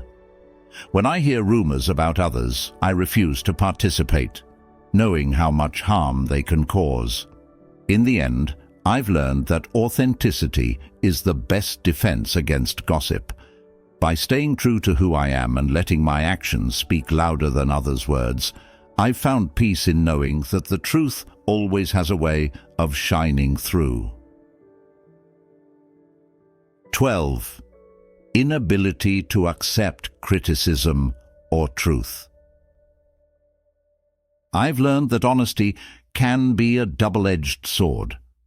There was a time when I offered constructive feedback to a close friend about a project they were working on. I approached the conversation with care, pointing out areas for improvement while also praising their efforts. I thought I was helping them grow, but instead they became defensive and distant. Over time, our friendship grew strained, and I couldn't figure out why, until they admitted they had taken my feedback as a personal attack. It was a tough pill to swallow. My intentions had been good, but they weren't received that way. I realized that not everyone is ready to confront uncomfortable truths or accept criticism, no matter how gently it's delivered. Sometimes, People's inability to hear the truth stems from their own fears and insecurities. Stoicism helped me navigate this. Epictetus advises, if you want to improve, be content to be thought foolish and stupid. This reminded me that being honest, even when it's uncomfortable, is more important than being liked. I've since learned to balance honesty with empathy. Instead of assuming that everyone is ready for the truth, I now gauge whether they're open to feedback. If they are, I try to frame it in a way that feels constructive and supportive rather than critical. And if they're not, I've learned to step back and respect their journey. It's not my place to force growth on someone who isn't ready. On the flip side, I've also reflected on how I handle criticism. It's not always easy to hear, but I remind myself that feedback is an opportunity to learn and improve. When I approach criticism with curiosity instead of defensiveness, I grow stronger and more resilient. Not everyone will react positively to honesty, and that's okay. What matters is that I stay true to my values while remaining compassionate. Whether it's offering or receiving feedback, I've learned that growth takes courage, and not everyone is ready to face it. By focusing on my integrity and practicing patience, I've found a way to navigate these situations without letting them harm my relationships or my sense of self. Now that you know these 12 reasons why people might secretly hate you, you have the power to rise above negativity and protect your peace. Remember, these feelings often reflect others' inner struggles more than they do your actions. By applying the insights and Stoic wisdom we've explored today, you can navigate these challenges with clarity, confidence, and resilience. If you found this video valuable, make sure to hit the like button. It really helps more people discover this content. Don't forget to subscribe and turn on the notification bell so you never miss an opportunity to grow wiser with us. I'd love to hear from you in the comments. What resonated most with you? Have you ever experienced situations like these, and how did you handle them? Share your takeaways and stories below. Here are 10 terrible signs someone is being totally fake with you. Have you ever felt like someone's kind words or friendly gestures weren't what they seemed? Like there was something beneath the surface, an agenda you couldn't quite put your finger on? These moments can be unsettling and leave you doubting not just them, but even yourself. Imagine confiding in a friend during your darkest hour, only to find out they were nowhere to be found when you needed them most. Or realizing someone who seems genuinely interested in your success is secretly envious and undermining you behind your back. These subtle betrayals can erode trust and emotional stability, pulling you into a spiral of doubt and frustration. But what if you could spot the signs of insincerity before they cause damage? In this video, we'll uncover 10 glaring signs someone is being totally fake with you, signs that are often hidden in plain sight.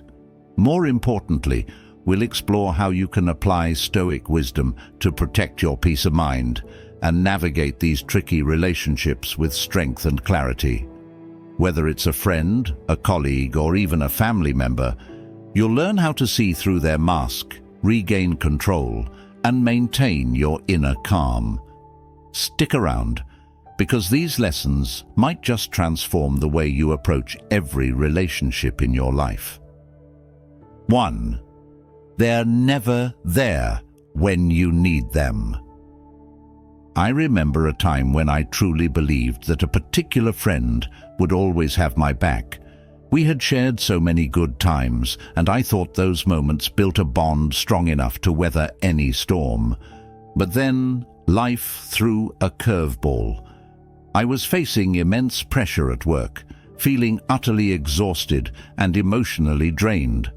I needed someone to talk to, someone who could listen and just be there. Naturally, I turned to this friend. I called, hoping for some comfort, but instead I got excuses. "I'm too busy right now," or "I'll call you back later." That call never came. At first, I felt betrayed and deeply hurt. It was like a mirror reflecting back all the times I had rushed to their side, ready to support them without hesitation. I thought to myself, how could someone who claims to care about me vanish when I need them the most? Slowly, the realization dawned on me. This relationship wasn't as mutual as I'd believed. My giving nature was being taken for granted, and their absence during my struggles revealed the imbalance. That's when I turned to Stoic wisdom for guidance. Marcus Aurelius teaches us to not place our hopes in things beyond our control. This includes the actions and choices of others. It hit me. I was putting too much emotional weight on someone else's presence, when in truth, the only constant I could rely on was myself. Instead of dwelling on the hurt, I chose to see this as a valuable lesson. People who aren't there for you during tough times are not necessarily malicious.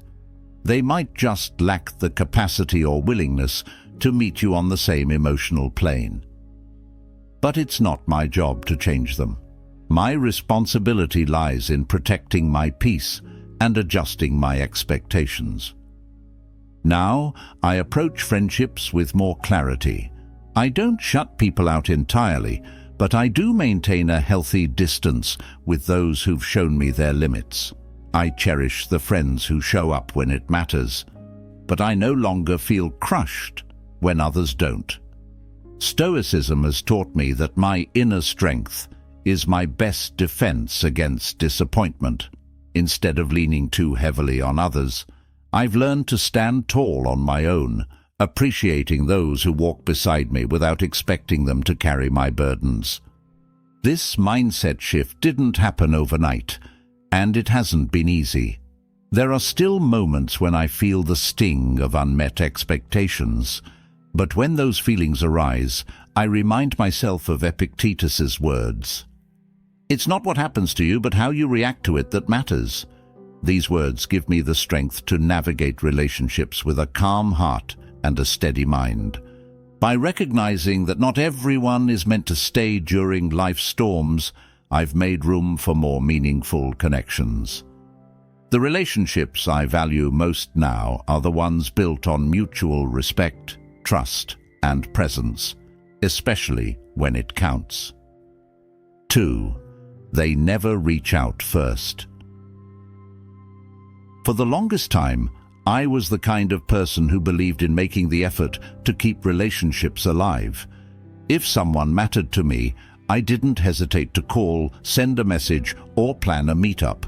But over time, I noticed a pattern. I was always the one initiating. Whether it was a simple, "How are you doing?" or planning a coffee date, the effort was always coming from my side. It made me wonder, if I stopped reaching out, would they even notice my absence? One day, I decided to test it. I stopped calling, texting, or arranging plans with a particular friend I thought was close to me. Days turned into weeks, and weeks into months. To my surprise, and if I'm honest, my disappointment, I didn't hear from them. Not a single message or call. At first, it hurt. I kept thinking, was I that insignificant to them? Did our friendship mean so little? But then I realized this wasn't about my worth. It was about their priorities. This is where Stoic wisdom came to my rescue. Epictetus teaches us that we shouldn't expect others to act in ways that align with our desires. Instead, we should focus on our own actions and what we can control. I had been clinging to the expectation that my effort would be reciprocated, but that expectation was setting me up for disappointment. It was a harsh truth to face, but it was also liberating. By stepping back, I learned to observe relationships more objectively. If someone genuinely cares, they'll make the effort. It may not always look the same as my effort, but the intention will be there. And if it's not, that's a sign that the relationship may not be as balanced as I thought.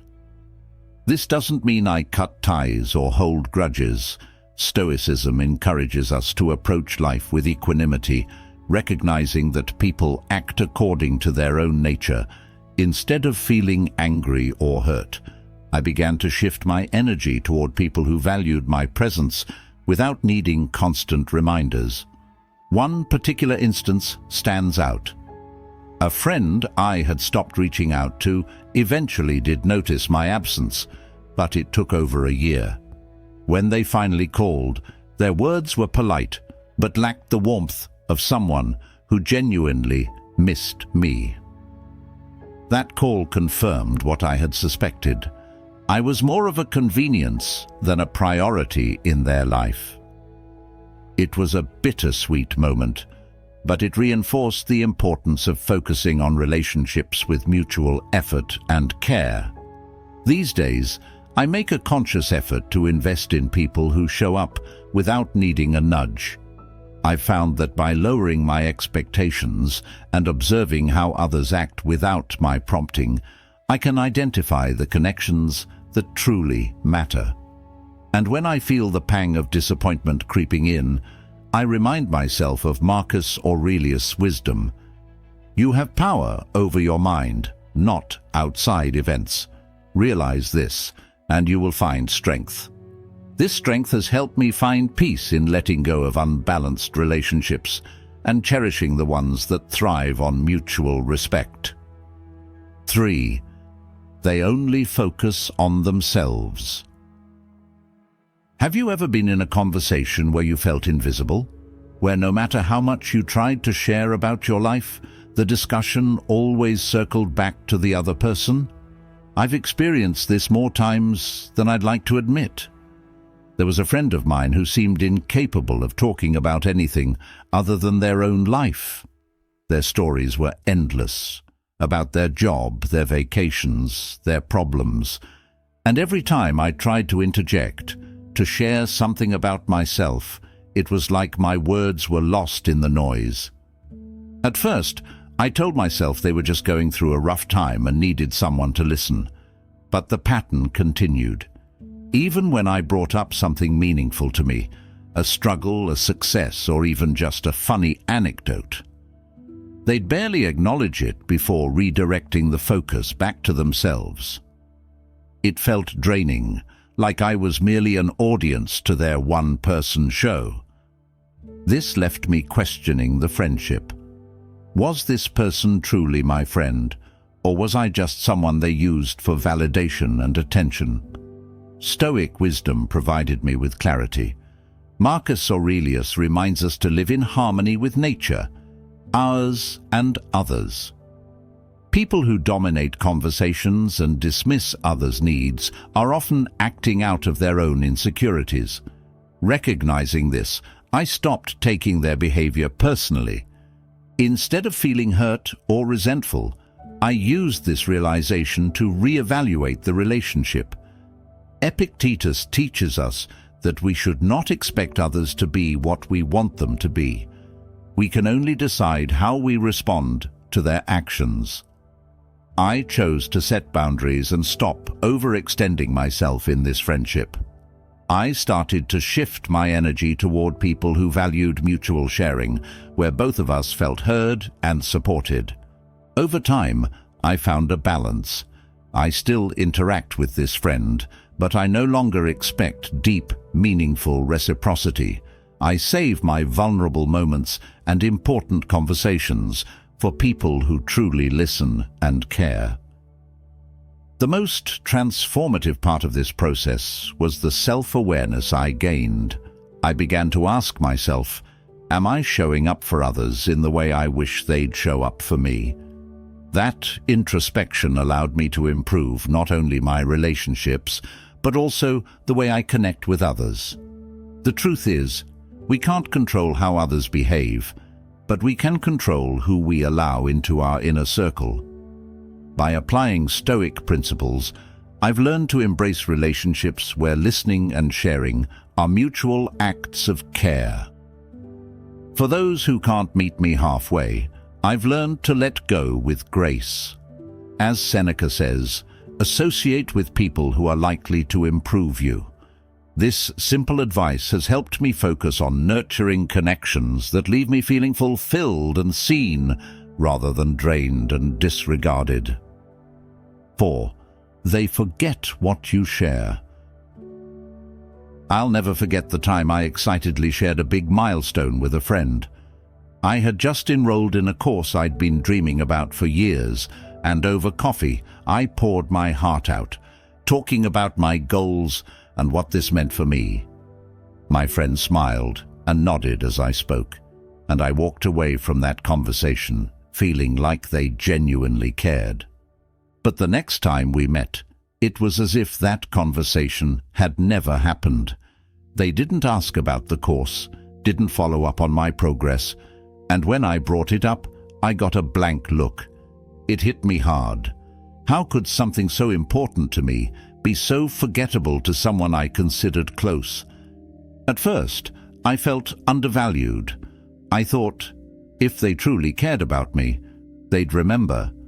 But Stoic philosophy helped me see this situation differently. Epictetus teaches us not to place our happiness in the actions of others. Their forgetfulness wasn't a reflection of my worth. It was a reflection of where I stood in their life. This realization shifted my perspective from one of hurt to one of clarity. I began to notice a pattern. The people who truly cared didn't just listen, they remembered. They'd bring up things I'd mentioned weeks ago, even small details, like a trip I was planning or a book I wanted to read. Their attentiveness showed me that I mattered to them, not just in the moment, but in an ongoing way. On the other hand, those who forgot my stories, goals, or struggles often had their own priorities that overshadowed any real interest in me. I don't hold it against them. It's not my place to demand someone's attention. But I've learned to adjust my expectations accordingly. Stoicism teaches us to approach such situations with equanimity, understanding that not everyone will value us in the way we hope. Since then, I've become more intentional about whom I open up to. I save my vulnerable moments for people who listen with their hearts, not just their ears. And for those who don't, I've learned to let go of the need for validation. As Marcus Aurelius advises, the best revenge is not to be like your enemy. Instead of being dismissive or distant in return, I choose to live with integrity, being the kind of listener I wish others would be. Now, when I reflect on that forgotten conversation, I don't feel hurt anymore. It was a valuable lesson, one that helped me prioritize relationships that are truly meaningful. Life is too short to invest deeply in connections that lack depth. By focusing on those who genuinely care, I've built a circle of friends who enrich my life and make me feel seen. And for the others, I treat them with kindness, but keep my expectations low. That balance has brought me a sense of peace and clarity I didn't have before. 5. They always want something from you. I once had a friend who seemed genuinely interested in my life, or so I thought. They would ask about my work, my goals, even my struggles, and for a while I felt valued and understood. But over time, I started noticing a pattern. Their interest wasn't rooted in care or curiosity. It was transactional. Every conversation eventually led to a request, a favor, advice, or help with something they needed. At first, I brushed it off. They probably just need a hand, I told myself. But the requests kept coming, and when I needed support, they were nowhere to be found. Once, when I was facing a tough financial situation, I hesitated, but finally reached out for a small loan. This same friend who had borrowed from me multiple times without hesitation suddenly had excuses. "I'm short on cash," or "let me get back to you." I wasn't angry. I was disappointed. It became clear that our relationship was one-sided. That's when Stoic wisdom gave me clarity. Marcus Aurelius teaches us to understand others' motives without anger or judgment. People often act in ways that serve their own needs, but it's up to us to recognize these patterns and protect our peace. I realized that this friend wasn't necessarily malicious. They simply prioritized what they could gain over genuine connection. Instead of confronting them or harboring resentment, I quietly adjusted my boundaries. I stopped going out of my way to fulfill their requests, redirecting my energy to relationships that felt balanced and reciprocal. This wasn't easy. I cared about this friend and wanted to believe they could change. But as Epictetus reminds us, it is not events that disturb us, but our interpretation of them. Their actions were a reflection of who they were, not a reflection of my worth. Over time, I began to value the freedom that came with setting boundaries. I no longer felt drained or exploited because I stopped overextending myself. And when I did give, it was out of genuine care, not obligation or hope for reciprocation. Stoicism taught me the power of selective giving, to offer help to those who truly appreciate it and return it when they can. This shift in perspective has transformed the way I approach relationships. I no longer feel bitter about the friends who only take. I simply see them for who they are. As Seneca advises, withdraw into yourself as much as you can. Associate with those who make you a better person. Instead of cutting ties completely, I keep such individuals at a respectful distance, engaging with them only when it feels right for me. Now, I focus on relationships built on mutual respect and support.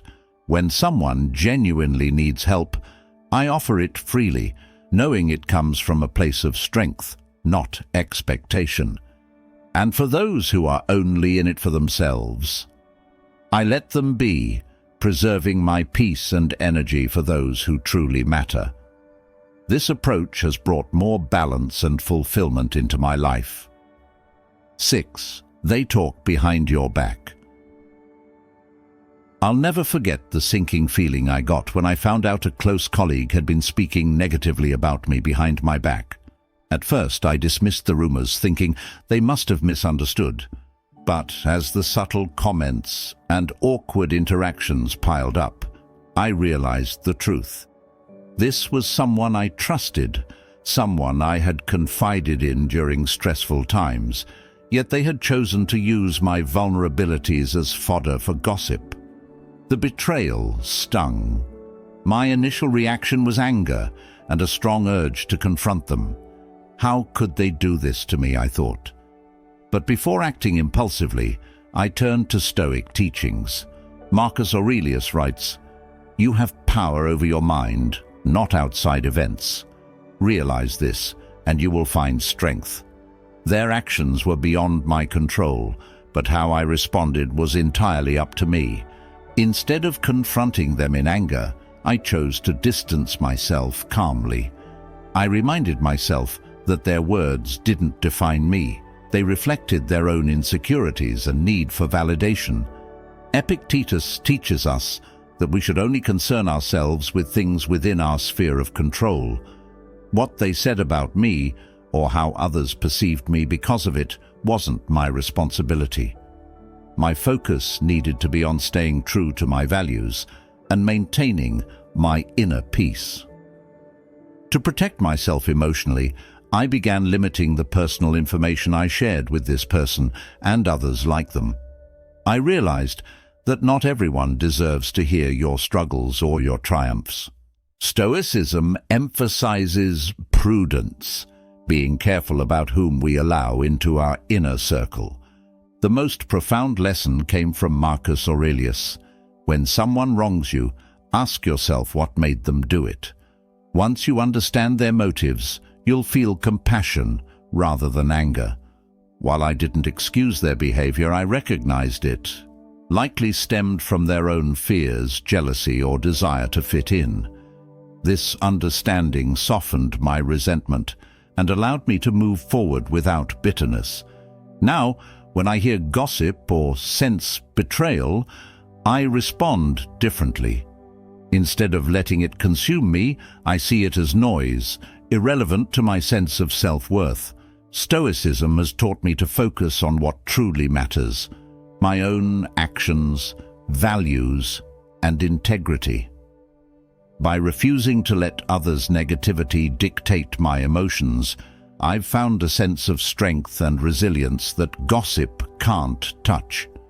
In the end, I realized that betrayal can also be a gift. It reveals who truly belongs in your life and who doesn't. It taught me to cultivate relationships with those who uplift and respect me, while letting go of those who don't. Now, I walk through life with a clearer understanding of who I can trust and an unwavering commitment to my peace of mind. Stoicism has helped me see that no matter what someone says about me, their words don't change my character. Only my reaction to them has that power. 7. They act differently with different people. There was a time when I deeply admired a friend for their charisma. They could effortlessly adapt to any social situation, blending in with different groups of people. At first, I thought it was a sign of their social intelligence. But the more I observed, the more I noticed inconsistencies in their behavior. With me, they were warm and supportive, but in the presence of more influential or successful people, they became someone else entirely, more attentive, more engaged, and far less genuine toward me. It felt unsettling. I started to wonder, is this person truly my friend, or am I just convenient for them in certain settings? The final straw came during a group dinner when I needed their support in a discussion, but they sided with others to gain favor, leaving me feeling betrayed. It was then I realized their behavior wasn't about building relationships, it was about self-interest. In moments like these, Stoic wisdom provides clarity. Marcus Aurelius reminds us, waste no more time arguing about what a good person should be. Be one. Instead of dwelling on their actions, I turned inward and reflected on my own values. Did I want to surround myself with people who shifted their loyalty and integrity based on who was watching? Or did I want to cultivate relationships with those who were steady, authentic, and consistent? I began to understand that people who act differently with different groups often lack a strong internal compass. They are driven by external validation, seeking to impress others rather than living in harmony with their true nature. While I couldn't change this person, I could decide how much space they occupied in my life. Epictetus teaches us to observe without judgment and act without attachment. I didn't cut ties with this friend entirely, but I adjusted my expectations. I stopped looking to them for support or loyalty, and instead kept our interactions light and surface level. This allowed me to maintain peace without feeling hurt by their actions. At the same time, I started paying closer attention to the people who treated me consistently, regardless of who was around. These were the friends who valued me for who I was, not for what I could offer or who I could connect them to. I made a conscious effort to invest more time and energy into these relationships, which brought me a sense of fulfillment and security. Now, when I encounter people who shift their behavior to suit their audience, I don't take it personally. I see it as a reflection of their insecurities, not my worth. As Seneca advises, associate with those who will make a better man of you. By choosing to focus on genuine relationships and keeping my distance from those who lack authenticity, I found a sense of calm and clarity in my social interactions. Their inconsistency no longer affects me, because I've built my inner circle on trust, respect, and unwavering sincerity. 8. They use flattery instead of genuine praise. I used to have a colleague who would always compliment me, sometimes excessively. "You're so amazing at this," or "I don't know how you do it. You're incredible," they'd say at every opportunity. At first it felt nice. Who doesn't enjoy a little recognition? But over time, something felt off. The compliments were always broad and over the top, lacking any real depth. It became clear they weren't appreciating my efforts. They were using flattery as a tool to get on my good side. The turning point came when they asked me for a favor, a big one. They needed me to advocate for them on a project they weren't qualified for. When I hesitated, their demeanor shifted. The flattery disappeared, replaced by subtle frustration. That's when I realized their kind words weren't genuine. They were transactional. Stoic wisdom helped me process this experience. Epictetus advises us to consider things as they are, not as we wish them to be. Their excessive praise wasn't a reflection of my talents, but of their own motives. Once I saw it for what it was, I could stop feeling conflicted about their behavior and focus on protecting my boundaries. Flattery, unlike genuine praise, often seeks to manipulate. Real compliments are thoughtful and specific. They come without strings attached. Once I understood this, I became more attuned to the difference. I started to notice how people who genuinely valued me would compliment my work or character with sincerity, while those who didn't were vague and opportunistic. Instead of feeling hurt or resentful, I chose to see flattery as a lesson. Marcus Aurelius reminds us, "If it is not right, do not do it. If it is not true, do not say it." I began to apply this principle in my own interactions, offering honest praise only when I truly meant it. This helped me build stronger, more authentic relationships. I also learned to set boundaries with flatterers. I didn't cut them off entirely, but I became cautious about their motives. I stopped feeling obligated to fulfill their requests just because they had showered me with compliments. Instead, I focused on maintaining integrity and making decisions based on my values, not external validation. These days, I value sincerity over empty words. I've learned to appreciate the rare people who take the time to notice the little things, specific efforts, thoughtful actions, or moments of kindness. Their praise is genuine and heartfelt, and it builds trust instead of eroding it. By approaching relationships with clarity and caution, I've cultivated a circle of people who uplift me with honesty rather than manipulate me with flattery, and for those who use words as tools for their own gain. I let them talk, but I keep my peace, knowing their words are only as meaningful as the actions that follow. 9. They avoid responsibility for their actions. I once had a friend who seemed perfect on the surface, charming, fun, and always ready with a joke to lighten the mood. But when things went wrong, the cracks started to show. Whenever they made a mistake or caused an issue, they had a knack for shifting the blame. Whether it was blaming circumstances, other people, or even me, they'd always find a way to avoid taking responsibility. One instance stands out vividly. We had planned a group project together, and their portion of the work wasn't completed on time. When I gently brought it up, hoping to find a solution, they deflected. "Well, if you had reminded me earlier, this wouldn't have happened." I was stunned. Instead of acknowledging their role, they turned the problem back on me. It left me feeling frustrated and undervalued. At first, I internalized their behavior. Maybe I should have reminded them, I thought. But after reflecting, I realized the issue wasn't my oversight. It was their unwillingness to own up to their actions. That's when Stoic philosophy provided the clarity I needed.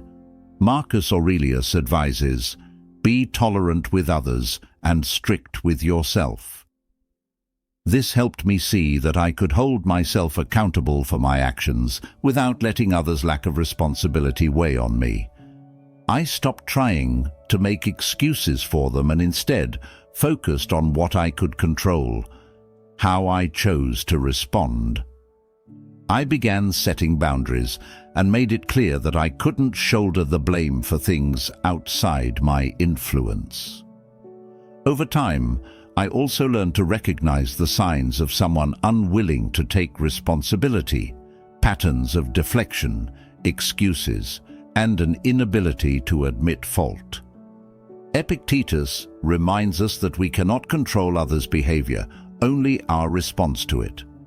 Armed with this understanding, I no longer felt the need to argue or defend myself when this friend shifted blame.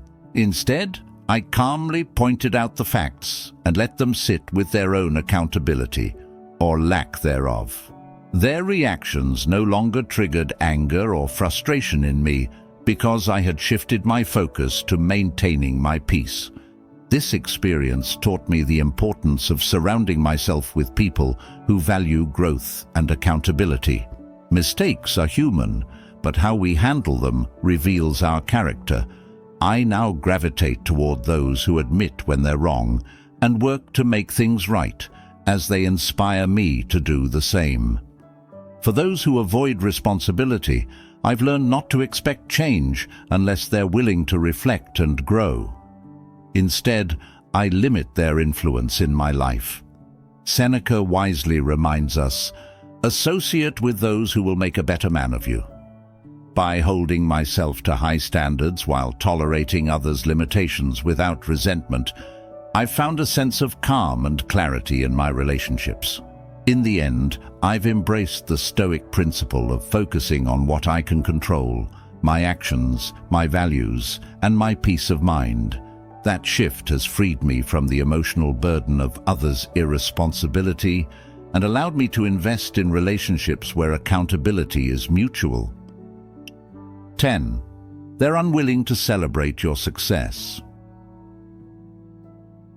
I'll never forget the time I shared a personal victory with someone I considered a close friend.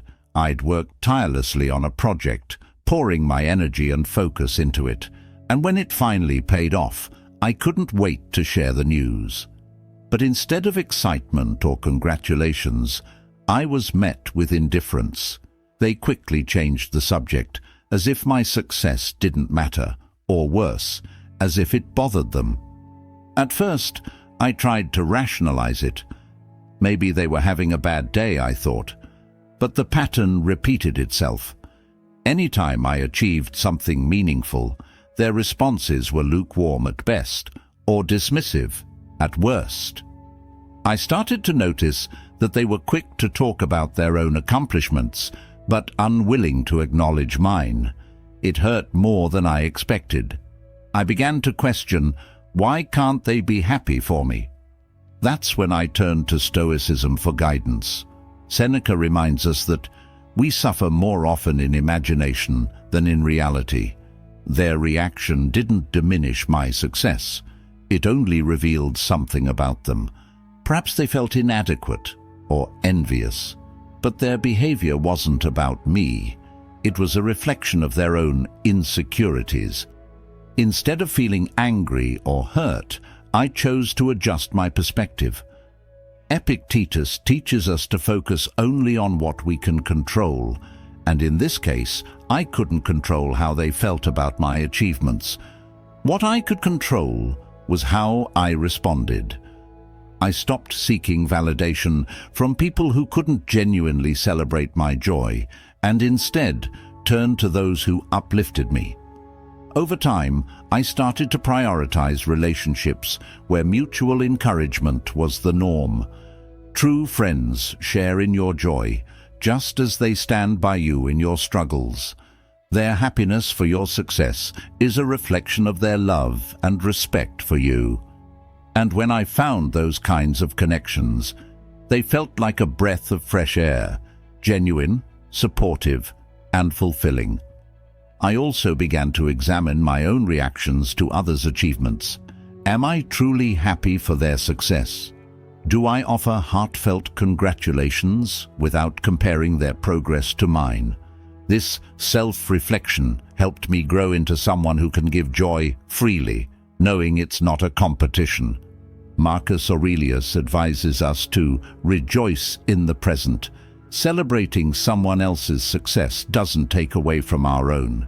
It enriches our shared experience. By embodying this wisdom, I've found greater peace and fulfillment in my relationships. Now, when I encounter someone who struggles to celebrate my wins, I don't let it bring me down. I understand their reaction isn't about me, and I no longer need their validation to feel proud of what I've accomplished. Instead, I focus on maintaining gratitude for the people who truly support me, cultivating a circle of friends and loved ones who inspire me to keep striving and growing. In the end, their presence is worth far more than the fleeting approval of those who can't see past their own insecurities. Spotting these 10 signs of insincerity isn't just about protecting yourself from fake people. It's about fostering healthier, more meaningful relationships built on mutual respect and authenticity. By recognizing these behaviors and applying the wisdom of Stoic philosophy, you can navigate life with strength, clarity, and peace of mind. If this video resonated with you, don't forget to give it a thumbs up.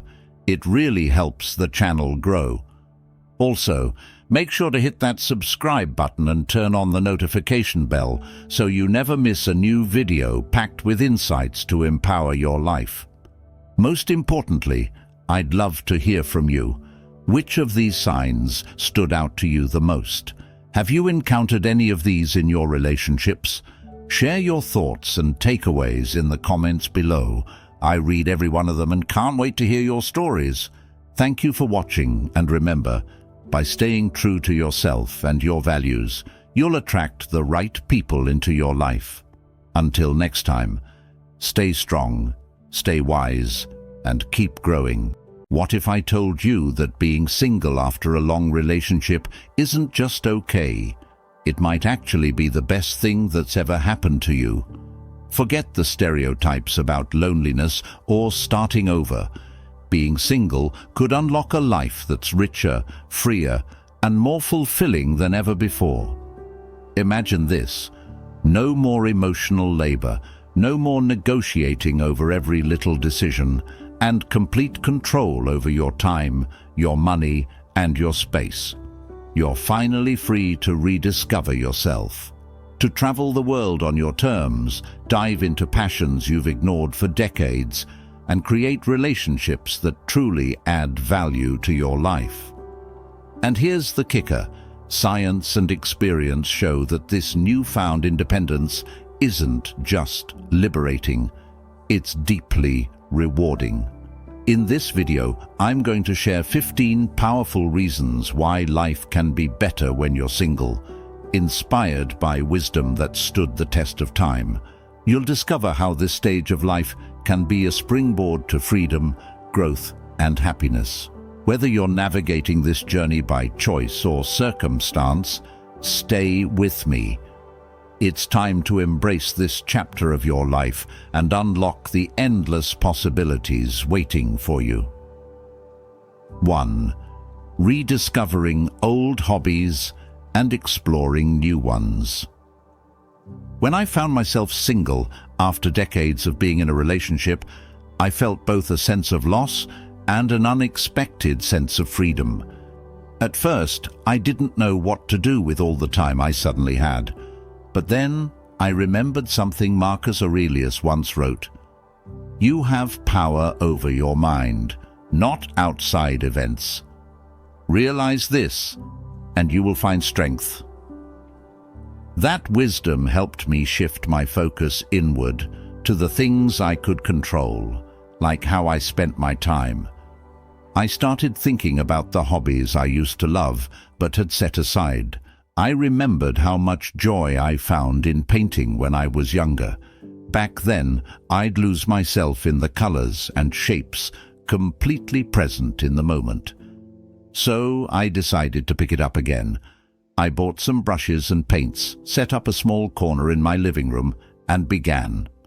The strokes on the canvas became a form of meditation, a reminder that life's beauty is often found in simplicity. I also gave myself permission to try something completely new.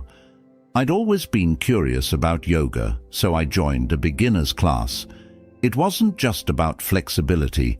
It became a lesson in mindfulness and gratitude for what my body could still do.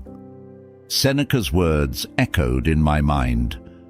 As long as you live, keep learning how to live. Rediscovering hobbies and exploring new interests has been one of the most liberating aspects of being single. It reminded me that life isn't about what I've lost, but about what I can still create and experience. Each day is an opportunity to grow, to embrace curiosity, and to find joy in the small, meaningful things that bring me closer to myself. 2. Opportunity to travel freely. When I became single, I realized how much freedom I had to finally travel the way I wanted. In the past, trips were always a negotiation, destinations, schedules, even where to eat. But now, I could explore places I'd dreamed of without compromise. Epictetus's reminder came to mind. Freedom is the only worthy goal in life. It is won by disregarding things that lie beyond our control.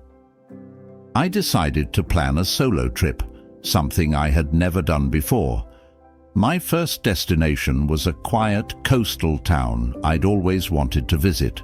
Without needing to align plans with someone else's preferences, I could spend hours wandering through local markets, sitting on the beach with a good book, or simply enjoying the stillness. The solitude wasn't lonely, it was empowering. One of the most enlightening parts of traveling alone was discovering how resourceful I could be. I navigated unfamiliar streets, figured out new public transit systems, and even made friends with locals. Seneca's words resonated deeply. Everywhere is nowhere. When a person spends all their time in foreign travel, they end by having many acquaintances, but no friends. I realized that true travel isn't just about seeing new places. It's about forming meaningful connections with others and with yourself. Traveling freely helped me reconnect with my inner compass. It reminded me that life's richness comes not from what others plan for you, but from the paths you choose for yourself. Each trip became not just a journey to a new place, but a step toward becoming the person I wanted to be, curious, independent, and grateful for the world's endless possibilities. 3. Living life on your own terms. When you're in a long-term relationship, life often becomes a series of compromises. What to watch, where to live, how to spend your weekends, all of it involves negotiation. But when I became single, I realized I could finally design my life around my own desires. It was exhilarating and a little daunting. The words of Marcus Aurelius grounded me. Waste no more time arguing about what a good man should be. Be one. I began to ask myself what truly made me happy. I found that I loved slow mornings with coffee and journaling, weekends spent hiking, and nights diving into books I'd always meant to read. No one else's schedule dictated mine. I didn't have to justify my choices or feel guilty for indulging in what brought me joy. This freedom extended to my larger goals as well. For years, I'd wanted to start a small garden, but I always deferred to what my partner wanted for our shared space. Now, I had a patch of earth entirely my own. Tending to it became a metaphor for my new life. I was finally planting seeds for myself, nurturing my own growth. Living on my own terms taught me the power of self-reliance. As Seneca said, "The greatest wealth is a poverty of desires." By stripping away the need to conform to someone else's expectations, I found clarity in what truly mattered to me. Life wasn't just simpler, it was fuller, richer, and deeply aligned with my own values. For the first time, I was living entirely for myself, and it felt incredible. 4. Your home, your sanctuary. When I became single, I realized my home was now truly mine. For years, I had shared decisions about furniture, decor, and how spaces were used. While those compromises were part of a shared life, they often left me feeling like my home didn't fully reflect who I was. Now, I could transform my space into a sanctuary. As Epictetus said, "Man is not worried by real problems so much as by his imagined anxieties about real problems." Having control over my space helped ease those imagined anxieties. I started small, painting walls in colors that brought me joy and rearranging furniture to create a sense of calm. I carved out a cozy reading nook by the window, filled my kitchen with tools for cooking meals I loved, and turned a spare room into an art studio. These changes weren't just about aesthetics. They were about creating a space that felt deeply personal, one that nurtured my peace of mind. This newfound freedom extended to how I lived in my home. If I wanted to stay up late, binge-watching documentaries, I could. If I felt like leaving the dishes until morning, there was no one to judge me. My home became a reflection of my values and priorities, a place of stillness and creativity. Seneca's wisdom often echoed in my mind.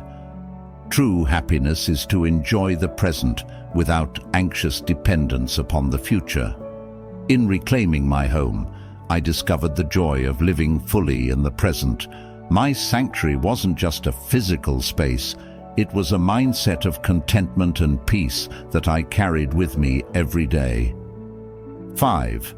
Financial independence. One of the most liberating aspects of being single was taking full control of my finances. I no longer needed to negotiate spending, save for someone else's priorities, or compromise on long-term goals. My financial decisions were mine alone, and that brought a sense of empowerment I hadn't experienced before. Marcus Aurelius's words guided me. "The happiness of your life depends upon the quality of your thoughts." With financial freedom, I could focus my energy on what truly mattered to me. I started by re-evaluating my budget and making deliberate choices about how I spent my money. I invested in experiences that enriched my life, like travel, classes, and hobbies. At the same time, I prioritized long-term goals, such as saving for retirement and building a safety net. Every decision felt intentional and aligned with my personal values. The freedom to manage my money also allowed me to give back in meaningful ways. I donated to causes I cared about without needing to explain or justify my choices to anyone else.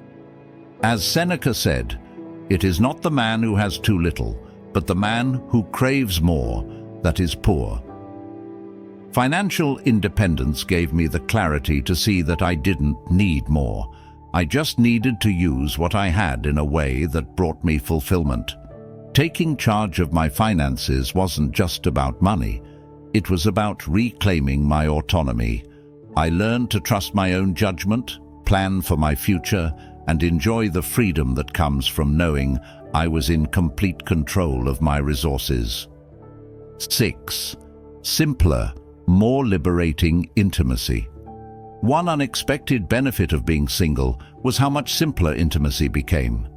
In my past relationships, intimacy was often entangled with emotional complexities, unspoken expectations, negotiations, and compromises.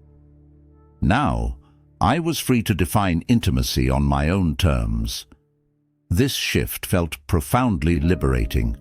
As Seneca wisely noted, "We suffer more often in imagination than in reality."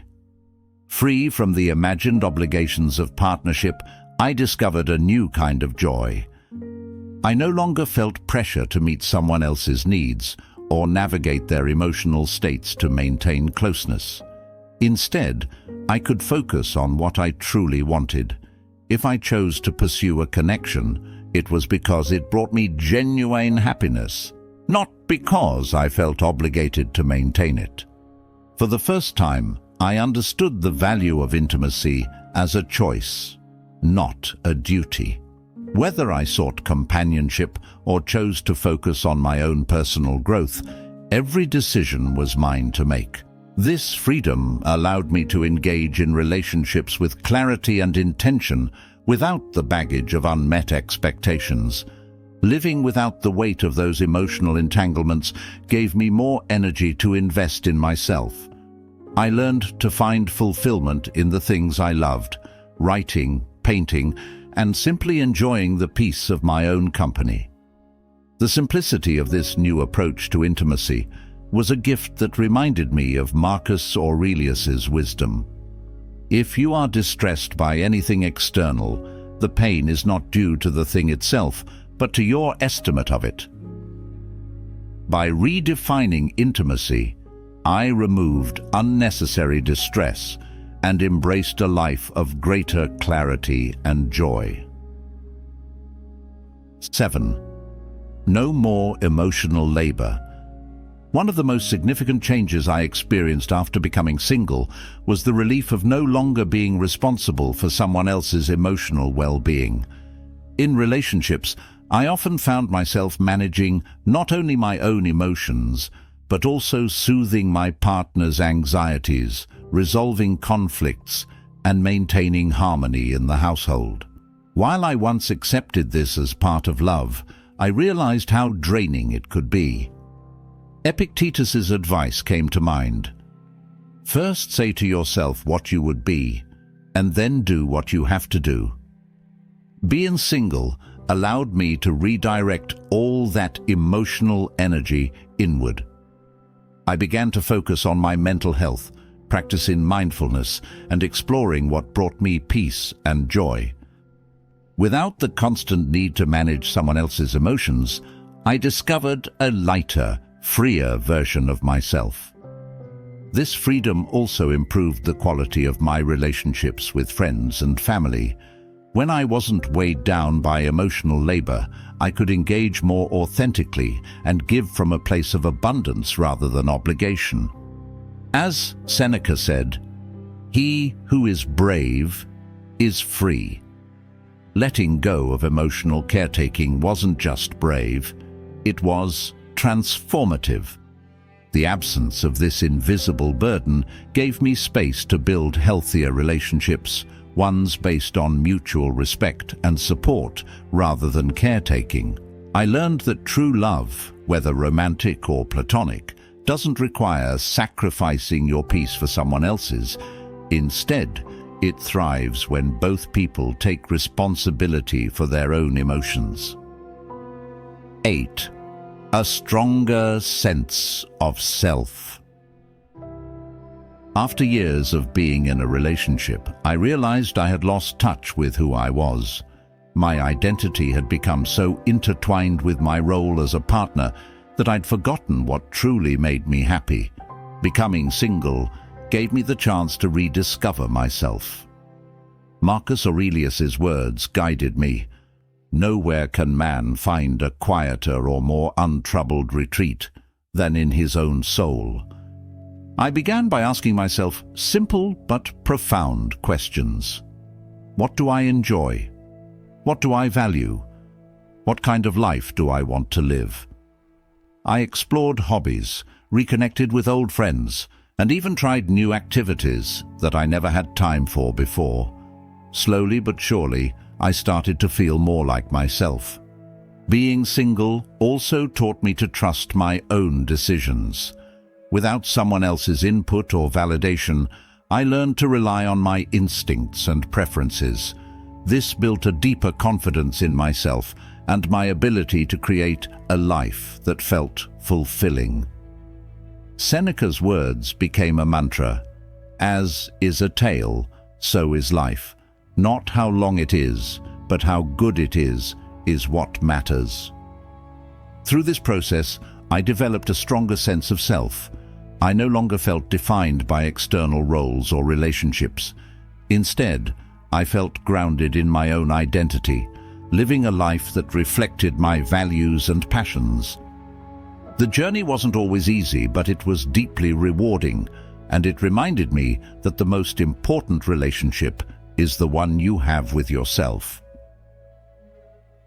9. The gift of peace and quiet. One of the greatest blessings of being single was discovering the power of peace and quiet. When I was in a relationship, my home was always filled with activity, whether it was conversations, TV noise, or just the hum of shared living. While companionship was meaningful, I often longed for moments of stillness. Becoming single gave me exactly that. At first, the quiet felt strange, almost unsettling. But as I adjusted, I began to savor it. I could wake up in the morning and enjoy my coffee without interruptions. I could sit by the window and listen to the rain, or take long solitary walks in the park. These moments of solitude became opportunities to reflect, recharge, and simply be. Epictetus's wisdom resonated with me. People are not disturbed by things, but by the views they take of them. I realized that my initial discomfort with silence wasn't about the quiet itself. It was about my perception of it. Once I embraced it, peace and quiet became a source of immense joy. This stillness also allowed me to cultivate mindfulness. I could focus entirely on the present moment, free from the distractions of a shared life. Over time, I discovered that these quiet moments were some of the most fulfilling parts of my day.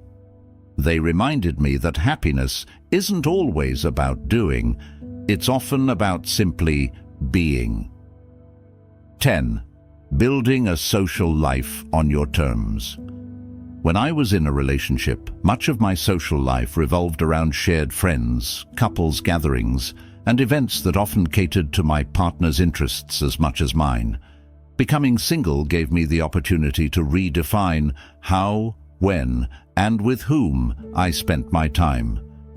This newfound freedom felt both empowering and liberating. As Marcus Aurelius advised, the happiness of your life depends upon the quality of your thoughts. I applied this to my relationships, choosing to surround myself with people who uplifted and inspired me. I reconnected with old friends and sought out new ones who shared my interests and values. Whether it was joining a book club, attending community events, or taking a cooking class, I prioritized connections that felt meaningful. For the first time in years, I didn't have to attend events or engage with people out of obligation. This intentional approach to my social life also helped me set boundaries. If I needed time alone, I didn't feel pressured to explain or justify it. Seneca's wisdom guided me. Associate with those who will make a better man of you. By choosing friendships that added value to my life, I found a deeper sense of fulfillment. Being single allowed me to take control of my social calendar and focus on relationships that truly mattered. It wasn't about the quantity of connections, it was about the quality. This shift not only brought me closer to others, but also closer to myself. 11. Prioritizing health and wellness. When I was in a relationship, my health often took a back seat to the demands of shared life. Dinners out, accommodating someone else's schedule, or simply neglecting self-care in the hustle of daily routines. Once I became single, I realized I had the time and freedom to prioritize my health in ways I never had before. I started by focusing on my physical health. I joined a gym and took up yoga, activities I'd always wanted to try but had never made time for. I began cooking meals that nourished my body and experimenting with new recipes that were both healthy and enjoyable. Marcus Aurelius's words encouraged me. You must take care of your soul if you would have your head in order. My mental health also became a priority. I embraced practices like meditation and journaling, which helped me process emotions and find clarity. I even sought therapy to work through lingering challenges, an act of self-love that strengthened my resilience and emotional well-being. Seneca's wisdom reminded me to focus on what I could control. A man's as miserable as he thinks he is. By taking charge of my health, I felt stronger and more in control of my life. Prioritizing wellness wasn't just about looking or feeling good. It was about building a foundation for a longer, more fulfilling life. The freedom to focus entirely on my well-being transformed my outlook. I learned that caring for myself wasn't selfish, it was essential. And with every small step I took, I felt more empowered to live fully and joyfully. 12. Rediscovering old hobbies and exploring new interests. One of the most fulfilling aspects of being single was rediscovering hobbies I'd set aside and trying new activities I'd always been curious about. When I was married, my time and energy were often devoted to shared responsibilities or accommodating someone else's preferences. But now, I had the freedom to explore what truly brought me joy. I dusted off my old guitar, an instrument I hadn't touched in years, and started relearning songs I used to love. I also took up painting, finding peace in the rhythm of brushstrokes and the vibrant colors coming to life on the canvas. As Seneca wrote, "It is not that we have a short time to live, but that we waste a lot of it." With this new chapter, I committed to using my time intentionally. I also embraced the opportunity to try new things. I signed up for a photography workshop and joined a hiking group, discovering passions I didn't know I had. These activities weren't just about passing time, they were about reconnecting with myself and cultivating a sense of purpose. The process of rediscovery taught me that life is full of possibilities, no matter your age or circumstances. With each new hobby or skill, I felt a sense of accomplishment and joy that reminded me of the limitless potential within us all. 13. Embracing freedom. When I became single, I experienced a kind of freedom I hadn't felt in years. It wasn't just about being able to make decisions on my own. It was about rediscovering the ability to live life exactly how I wanted. This shift reminded me of Marcus Aurelius's wisdom. Do not be constrained by the external. Seek the freedom within yourself. For years I had balanced the needs and preferences of someone else, often putting my own desires on the back burner. Now, I could finally prioritize what mattered most to me. I embraced spontaneous choices, like going on a last-minute road trip, spending an entire day lost in a book, or pursuing a new passion without worrying about anyone else's schedule. This freedom also extended to my mindset. I no longer felt tethered to societal expectations or the pressure to conform to a specific role. Instead, I focused on living authentically and intentionally. Seneca's words guided me. He who is brave is free. Being single gave me the courage to step into a new chapter of my life, unafraid of the unknown. The beauty of this freedom wasn't just in the big decisions, it was in the everyday moments. I could listen to my intuition, follow my curiosity, and build a life that reflected my values. Embracing this independence taught me that true happiness comes from within, not from external circumstances. It was a reminder that life's possibilities are endless when you take control of your own path. 14. No more. Negotiating the small stuff.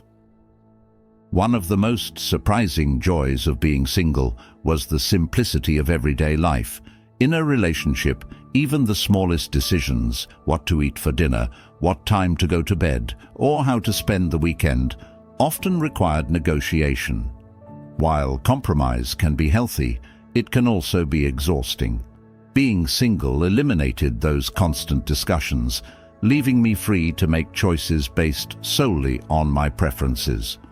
I found a strange but profound satisfaction in deciding to eat cereal for dinner just because I felt like it, or staying up late binge-watching documentaries without worrying about waking someone else.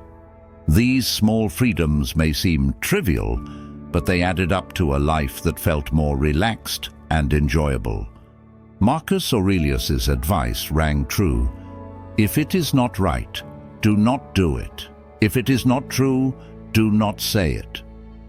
When I was single, I didn't have to justify my actions or second-guess my decisions based on someone else's opinion. Living without these daily negotiations allowed me to focus on what truly mattered. It wasn't about rebelling against compromise. It was about honoring my own needs and desires. Over time, I realized how much energy I had saved by not constantly accommodating someone else, and I was able to channel that energy into my passions and personal growth. 15. The gift of peace and quiet. One of the greatest, most unexpected gifts of being single was the ability to enjoy peace and quiet whenever I wanted. In a relationship, there was always background noise, conversations, shared activities, or the hum of daily life together. While I valued companionship, I often found myself craving stillness. When I became single, I finally had the space to enjoy moments of true solitude. I'd wake up to quiet mornings, sip my coffee slowly, and watch the sunrise without a single interruption. I could spend afternoons reading, journaling, or simply sitting in silence. These moments weren't lonely. They were deeply rejuvenating. Seneca's wisdom guided me. The greatest blessings of mankind are within us and within our reach.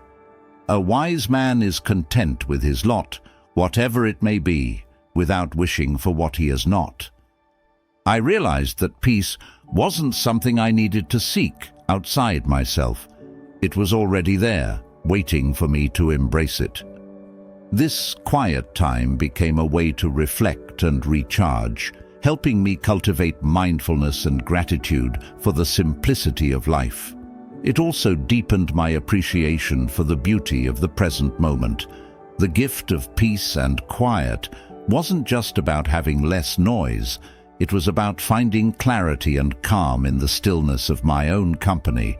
So, there you have it.